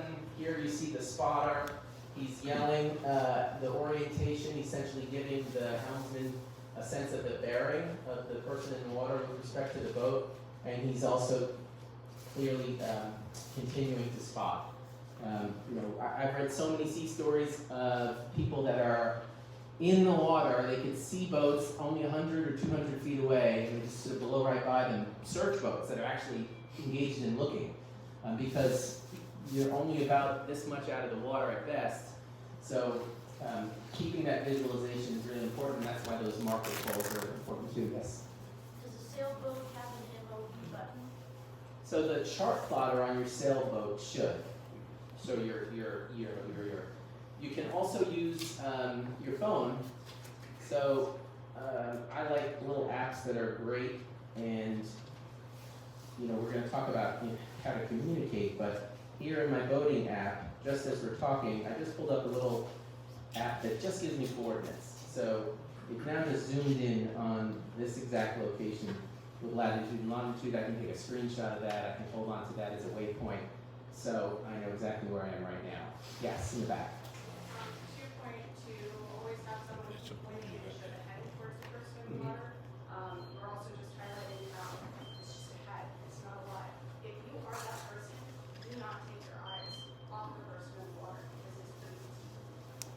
That's right, that's why the spotter only has one job. The best discipline. Summer, I've been out there summer, I'm hearing Coast Guard constantly talking to people that are, if I'm the only one on the boat, she's over, I would think that would just take too much of my time to sit there and talk to Coast Guard about, I'm not sure about that. And I was ready to do that. Yeah, and that just comes down to the conditions, because, you know, if with the conditions I described earlier with my daughter, you know, you don't need to talk to the Coast Guard, you don't need a spotter, you just need to yell to your wife to hold on and reorient the boat, and hopefully she can self-rescue. If it's a more difficult situation, you know, then your best measure may be to call the Coast Guard. So, you know, for me, nighttime man overboard, an injured man overboard, or no visualization of a person in the water are indications for a call to the Coast Guard for Mayday. So it depends on the situation. Yes, exactly. And Brian? to that point, Joe mentioned earlier your PFD that you're wearing. If you have a radio on it, then if you were in a situation where you had to make that decision to go in to rescue your better half or whatnot, then if you had that radio with you, you could do both things while in the water. So just keep that in. Again, it all comes down to the conditions, but be mindful of that as well in terms of preparation. And I'd like to repeat what the lady in the back said about that the discipline I use is, I think that if you're the spotter, if you've got a second person, you've got crew, that crew, sole purpose is a spotter. And I just say, don't ever lower your arm. Always keep your arm aimed at the person in the water, or at whatever is still left to be visible. For example, the white cushion or the red cushion. Just never take your eyes off of that. Never turn to talk to the helmsman, because that's all it takes. If you've ever done this spotting, all it takes is to turn like that and then try to find that head again. It's just not going to happen. You've got to never take your eyes off of that person. You're talking to the helmsman, but you're talking, it's 3 o'clock, it's 7 o'clock, it's 9 o'clock. That's all the helmsman needs to know. And that your job as a spotter is the most important job. How many of you are sailors? A lot of sailors. So what do you do if the captain goes overboard and you're under full sail, the engine's off? How do you handle that situation? Heave to. Turn the engine on. No, heave to. Heave to. Yeah, so if you're not familiar with heave to, or you're not as comfortable with that, get comfortable with it. It's a great way to immediately arrest the forward motion of the boat, and you really don't have to do anything other than tack, and then bring your rudder across to the opposite side again, and the head sail will be backfilled and start to push you backwards, and the main sail will swing like it normally would and try to bring you forwards, and so they have competing actions, and they will stop the boat and maybe even drift a little bit to leeward. So practice heaving to. That's what I tell my wife to do if I fall overboard, because I know she's gonna kind of get nervous, and there's a lot of things that are gonna go through her mind quickly, but if she just quickly remembers to heave to. So that would be step one. Then you can turn your engine on and think about dropping the sails and using your boat as a power vessel to get in the right orientation. But the first thing would be to heave to, and probably, unless the person's injured, they're going to be able to self-rescue on your boarding ladder, even in just a heave to state without having to drop sails and turn the engine on. But if they're drifting away, you might need to do that. Did you say the name of the app that you used for the tracking app? I think it's called coordinates. Okay. Yeah, coordinates. Just does one thing really well. Okay, so that I think covers it for man overboard. And where are we in the slide deck? Paul, I have another question. Paul, you got another? What's your best practice for your swim ladder? Do you keep it up, or if you're sailing, do you put it down, especially if there's only 2 people on the boat? Right, yeah, I keep it up, but it should be unlocked. So, that even the person in the water can deploy it from the side. So most sailboats, the ladder is, it's designed to be able to stay in an upright position without falling over, without needing any kind of lashing. Thanks. Yes, sir. When you keep keep saying turn off the engine, you mean that literally? I mean, I would think that you just put it into neutral Right. in case you needed to Yeah. use it. Yeah, there's some debate about that question, to turn the engine off or to put it into neutral. My preference is to keep it in neutral, but people do things in emergencies that, it's like the classic, when you're docking, everybody loves to watch people dock. And, they throw it into forward when they should be throwing it into reverse. All it takes is just a moment of frazzle. So it may be that the conditions are better for the helmsman to shut the engine off, so they don't have to deal with that. Whereas, for me, I would be more comfortable keeping the engine on so that I can reorient or maintain a means of propulsion, because you need steerage to get yourself oriented to the victim. But once you get to the victim, Yes. then you probably want to turn it off, because, especially on a sailboat, because the throttle is usually down in the cockpit somewhere, so you're climbing around, you're panicking, you're trying to get whatever thing you're going to use to retrieve this person. It's easy for you to hit that throttle, or for somebody, some of your crew. And on a powerboat, it's even more serious because the prop is more exposed, and so we always encourage people on a powerboat to always make sure the engine is off. If you're in neutral and a powerboat on an outboard motor, that propeller is actually still moving, because it doesn't take much to keep it moving, and somebody could get hurt just from the movement of the prop. So we powerboats, we say definitely turn it off. Sailboats, we say by the time they're retrieving somebody, you want to have that power off. All right, in the interest of time, we're going to move on to our. Well, here's your summary. Would you want to? Yeah, I think we've covered it. I think you covered everything, yeah. Yeah. And they only necessary. By the way, when you're retrieving somebody, and Paul can speak to this, depending on the conditions, that person could be in shock. So don't assume that just because you got them out of the water, they don't have to be treated for shock, right, Paul? Correct. Yeah. So you want to do whatever you need to do to keep them warm, keep them comfortable. Don't get them too excited. Put the feet up a little bit. Just standard treatment. Yeah. Last year I was boating in March. I painted my bottom in February, right? Because it was so warm. But the water temperature is still 45 degrees. So if you're sailing in March or powerboating in March or November, you might catch a 60-degree day. That's great, but that's just the air temperature, not the water temperature. So before we do the fire plan, I'm going to just make two quick announcements. One is that Joe Sheehan with our flotilla is here, and anybody that, there he is in the back, anybody that wants a vessel exam, some of you probably already have my card, and I'm happy to do your vessels again. But if you want to sign up for a vessel exam, Joe has a sheet there. He'll take your name and information, and we'll contact you. You may not be ready for 2 or 3 months. Who knows? It's early, but whenever.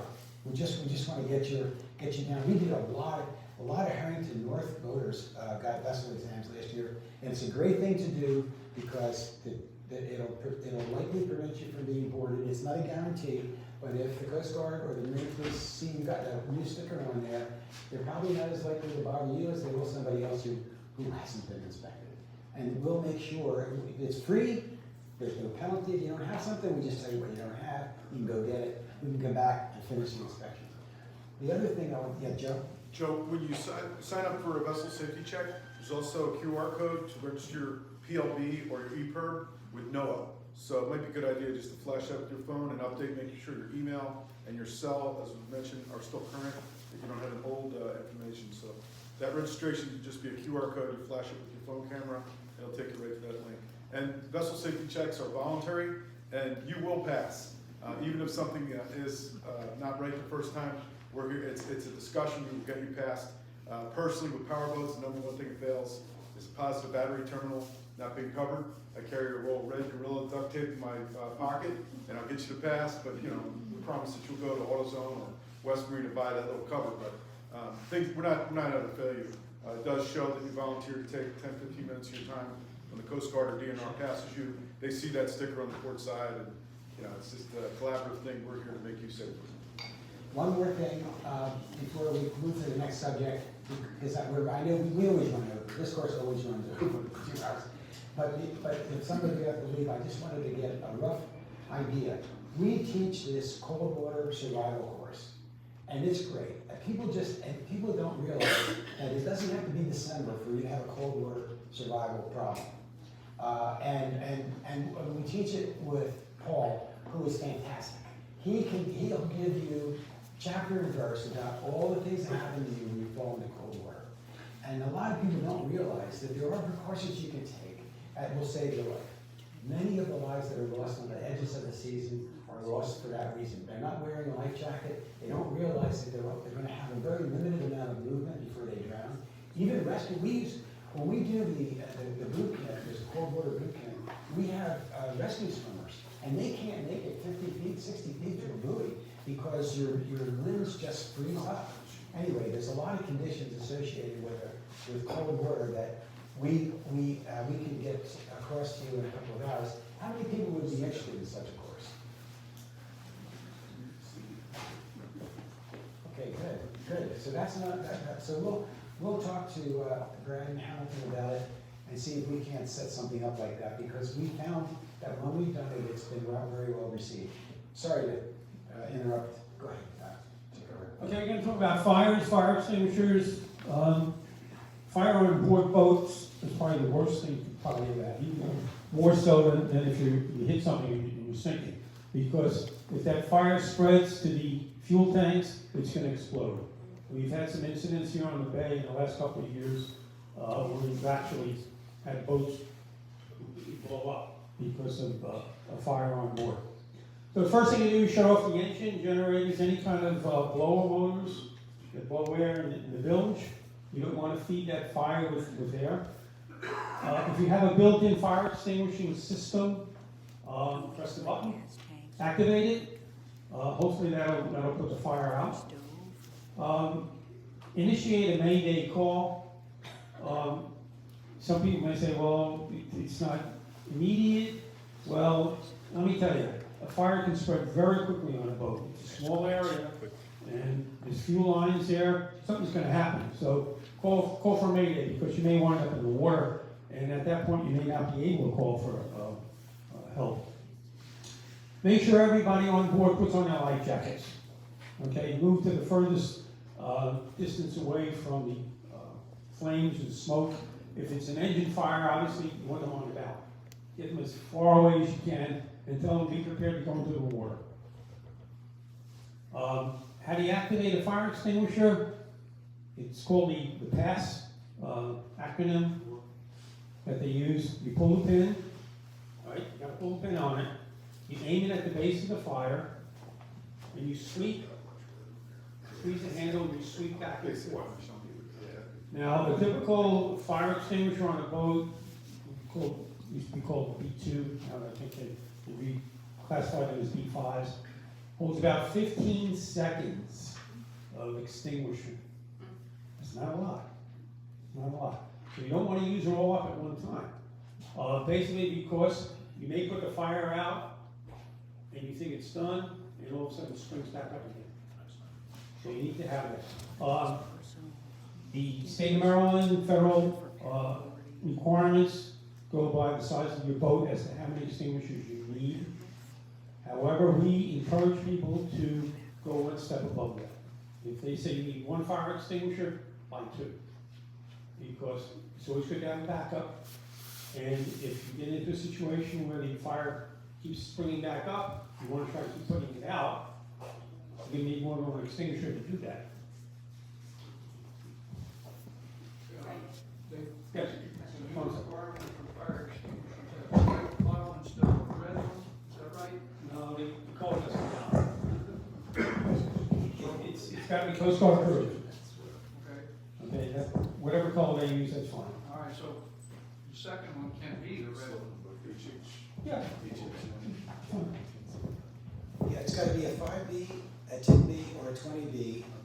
The 10B is sort of hardly used anymore. It used to be the B2 or B5, B10B. So if you're up to 26, less than 26B, you have to have at least 1.5B, we always say double it up because it, like Frank said, they don't last long. And one of the requirements that the Coast Guard just put into place about 2 years ago is that they are now going to check the bottom of the fire extinguisher, and it should have the date that it was made. Be good for 12 years. Once they've exceeded 12 years, even though the dial may say it's good, and the green, they don't qualify for a vessel examination. Okay, now a life raft or dinghy. You may want to get passengers into that so you can get away from boats as quickly as you can. We talked about this before. It has a built-in CO2 system activated. That may be enough to put the fire out. Never enter a compartment after a fire. There's too much smoke. It's usually contained in that compartment, and you don't want to choke on that. Joe? Okay, and here's the bottom line. Sometimes you just have to give up on trying to put the fire out and abandon ship. Which is why we always say, have your life jackets on. You need to be prepared. Okay. So last resort, but you don't want anybody stuck on the boat putting a fire. So usually when it gets to the point that you realize you can't put this out, no matter what you do with the fire extinguisher, it's just not going to put it out. It's just spreading. Don't wait any longer. Okay, explosion is pretty imminent because that flame will get to the fuel tanks or even the fuel lines, and it will just blow up. As you show in the picture, and when it happens, it's a pretty dramatic thing. Okay. Going to summarize here.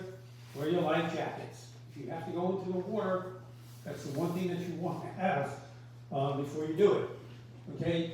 Once again, you have about 15 seconds of extinguishment in a B2, just a small one. Not a lot. Activate it by pulling the pin. You aim the fire extinguisher, you squeeze the handle, you sweep back and forth. And call the mayday even if you get the fire out. That's very important because obviously the engine's not going to be working anymore.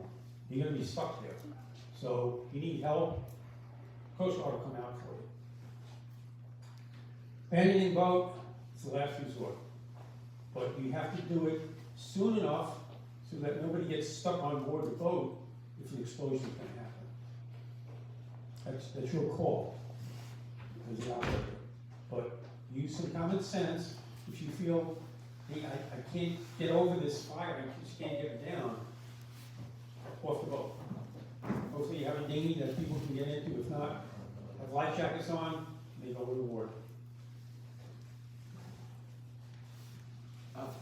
Paul's going to talk about capsizing quickly, but we had an experience where we had a couple of Coast Guard auxiliary boats out doing some training year before last, and we had a fire on a boat. We didn't, what just happened, it was a nice day. For some reason the boat got on fire, and there were 3 people on board, a young lady and 2 men, and one of our boats pulled up and shouted to them to abandon the boat because it was fully engaged. The young girl jumped over, put a life jacket on, jumped over. The guy put a life jacket, jumped over. The owner of the boat didn't want to leave the boat. And finally, they just had to insist on him jumping. And he didn't have a life jacket. All he had was the cushion. But he finally left the boat. They were worried about an explosion. And he wasn't off that boat for a minute when the boat blew up. So he just didn't want to leave the boat for some reason. But He didn't think he could swim. He wasn't a good swimmer, and he was afraid if he jumped in the water, he was going to drown. There you go.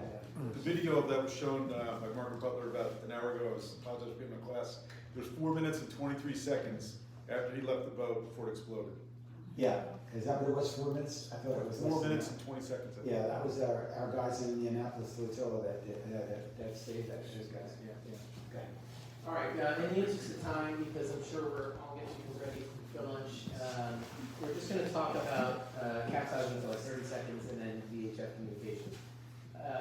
In my experience, the most important thing is to stay with the boat And we've heard stories time and time again of people leaving perfectly good capsized flotation to try to swim ashore. And just like when we're boating, we underestimate distance. So it may look like you can make it, but odds are you can't, and certainly not in 45-degree waters. So if it's floating, the recommendation is to stay with the boat and to stay together and use your handheld radio to call for a mayday. That's really just the take-home point, is stay with whatever floats. Next slide. And, okay, make sure if you have 3 or 4 people on board, make sure you've accounted for everybody. Somebody could still be underneath that boat, and you need to know that. They may not be able to get out by themselves. Sometimes people get caught under a capsized boat. So count heads. Yeah. Anything else that you want to cover? So we don't want to hold you people too long. You want to cancel or pass over this one and do the radio because that's more important. So VHF communication, it's just, I think it's really fun to get used to communicating. I think there's a lot of anxiety about once you're on there, you have to sound like you're in a movie. You don't, you're just you and you're trying to communicate. So I do think it's a good idea to think about what you're going to say before you say it. So if I'm coming into Naps Narrows and I want to hail the bridge tender, I've already just spent a moment rehearsing what I'm going to say so I don't sound like an idiot and I communicate the right information. But don't worry if you don't sound like a professional. And then the other question is this better than the phones? And I think that's been covered. In general, we want to communicate with everybody in our location. So yes, and everybody's always monitoring channel 16. And if you call somebody, you're only calling that person. Now that said, I have Station Annapolis' phone number in my contact list, so that is something that you should have. Because most of the day is going to be within reach of a cellular tower. Okay, so let's move on to sort of what you're going to say and how you're going to say it. So, how to make a distress call. We also teach this in my field, which is to recognize that something bad is happening. There's sort of a trigger apprehension to actually get your brain to say, this is dangerous, something bad is happening, and I need to call. It's very easy for us to talk about how to do the procedure, but it's a much bigger thing to sort of recognize that something bad is happening.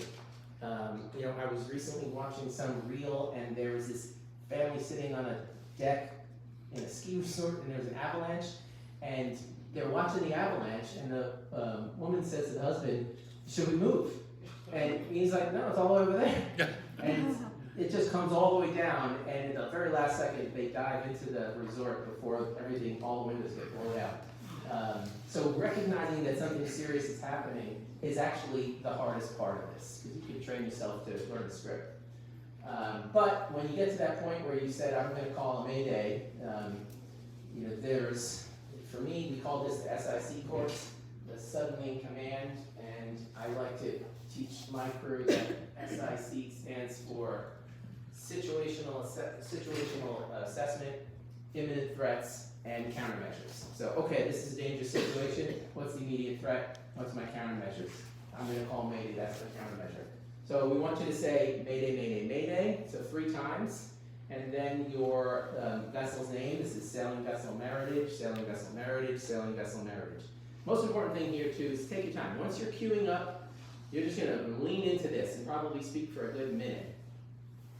The next thing is to give your location.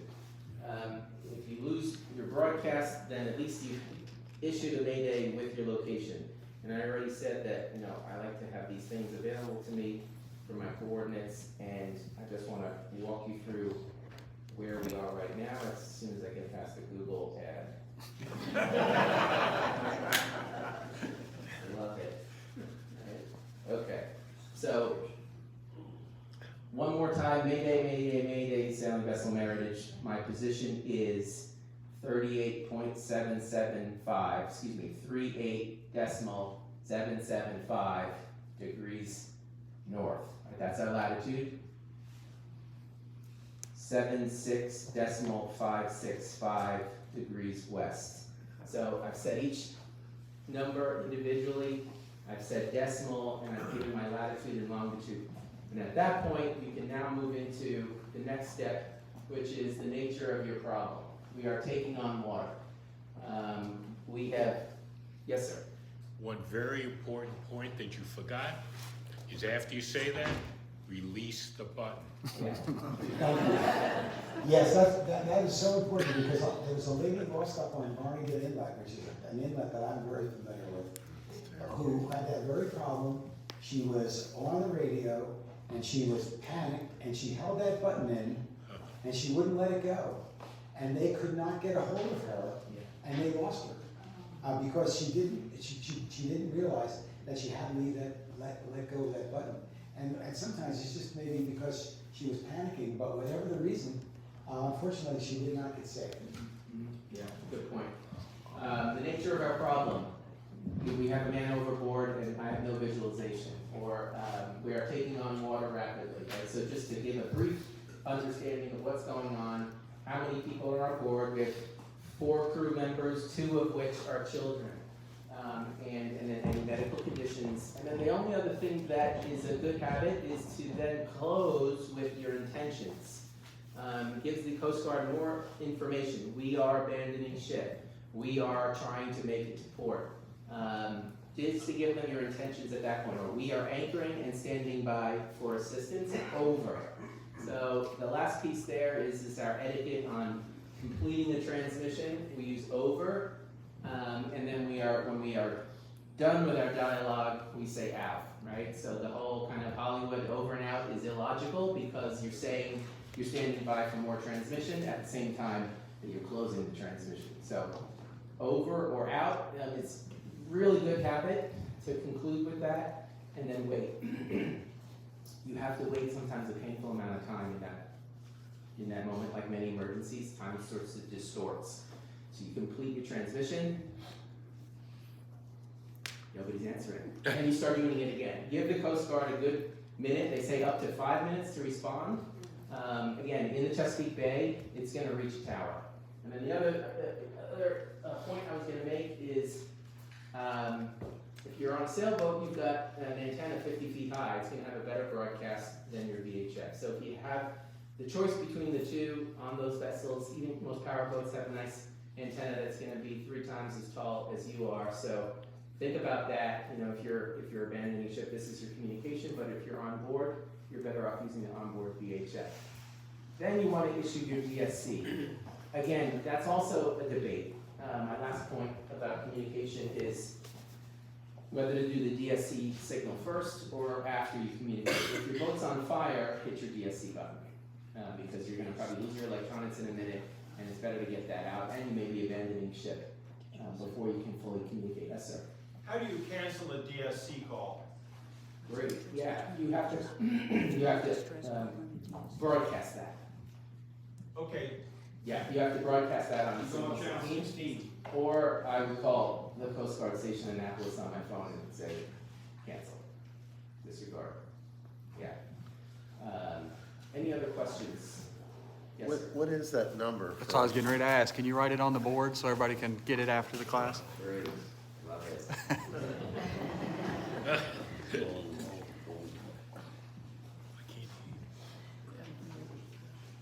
Station in Annapolis.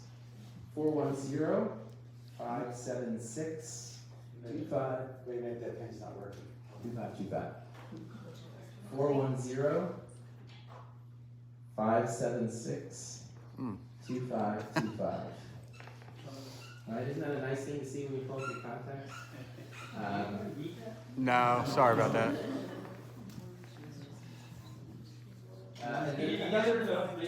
Another comment on communication is just to get familiar with the alphabet, because communicating BCD&E sounds very similar on VHF communications, and Bravo, Charlie, Delta, and Echo are very distinct. So it's another fun thing to practice to have better VHF communication, as well as some what we call pro phrases, which is some specific language that is more clear, like say again. Yes, there's a question in the back. We'll be traveling offshore, a lot of this, next year. We have EPIR, but how far off is the Coast Guard? How far off do you get the Coast Guard on VHF? Okay. We have a sailboat, so it's 65 feet up. Yeah, you could probably go 20, 25. I've been 200 miles offshore, and I've heard the Coast Guard within about 100 miles. So I think But they may not hear you. better equipment than we do, but you know what I mean? Well, Can they receive further? they may not hear you though until you're closer. It depends, like, see, if you have a tall mast, they might get you way farther out. But otherwise, yeah, you'll hear them though, because their towers are very If we go high. into the Bahamas or stuff, I don't know if they. Right, and so then there's another opportunity there to relay a mayday. So you may be 200 miles offshore and somebody 50 miles away hears it and they're 50 miles closer to shore and they can do a mayday relay on your behalf. Yes, sir. Does the Coast Guard have a preferred way for you to call in your position, or do they not care? I've been navigating a lot of years, so looking at ordnance is second nature to me. It's Greek to my wife. And so she couldn't tell you the difference between degree and minutes versus degree and decimal to save her life. It's just 40 numbers on the damn screen. And I can't remember off the top of my head whether my VHFs and my handheld are adjustable between what you're displaying. But do they care, or are they able to convert virtually anything? I would venture a guess, maybe Joe, you can jump in. I would say they don't care, but I'm both a boat crew and an air crew, and whether we're flying air or boat crew, someone you choose as a way, not a waypoint, but a landmark, and say we've just passed Thomas's Lighthouse, you think we're south-southwest, we're near Sandy Point Marina, that's fine. Just a reference to a radio tower you see, or bridge south of the Annapolis Bay Bridge, half a mile, that's good. And then to Paul's point, any iPhone users, if you have the Compass app that's on your phone, it also gives you lat long, just like that. So if you have that Compass app, it tells you lat long, even your altitude. And that's a really quick way, just type Compass in. Most people are not gonna change that. Once you start getting into the numbers, they'll determine latitude, longitude, just from the string of numbers. But for your wife, that's a great example, just a landmark. Hey, we just ate at a marina, I think it was called Pirates Cove, and we just left 15 minutes, and they could extrapolate from that marina about where you were. Also, your transmission itself, they'll be able to triangulate if you make it repeatedly. They'll be able to find, that's how they find people that are making phony calls, because they can trace those signals. But yeah, any kind of landmark, use it. The location is the most important first thing you're sending them. Because without that, they just don't know where they're in. And if you can't figure out what the Latin line is, by the way, there are several places nowadays, if you have one of these radios that is connected to your chart plotter, and it will have your Latin line right on the screen. So if you need to read your Latin line, if you don't have your phone or you're filming around, if you can't find it on your phone, just look at your VHF radio, the same radio you're using to make the Mayday call, and if it's connected to your chart plotter, it will read out the Latin line right there on the little screen. I do think for the layperson on board, it's easier to use the decimal system.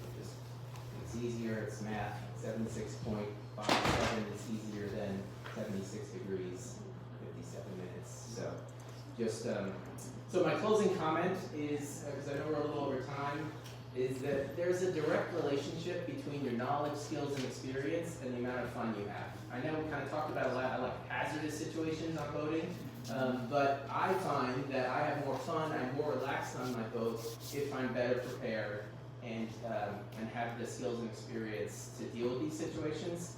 I think, ignorance is a real hazard on boating, so we appreciate that you came here to join us and have this conversation, and we thank you for your attention.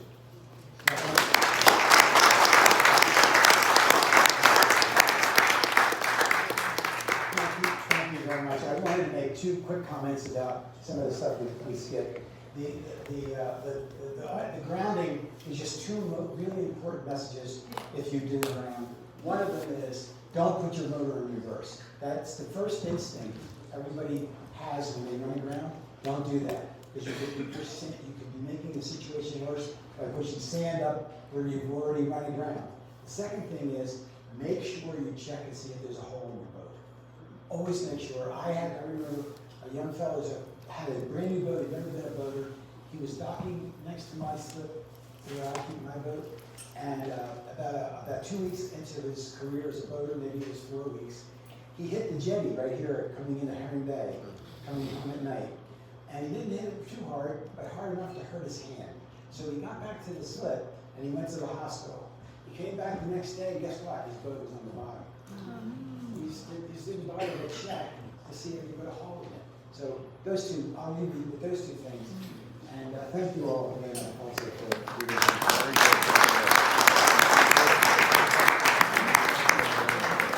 Hey, thank you all. Just very quickly, thank you again to Hampton Brad for setting this up. I noticed on the sign-in sheet that we have a combination of folks from both North and South Marinas.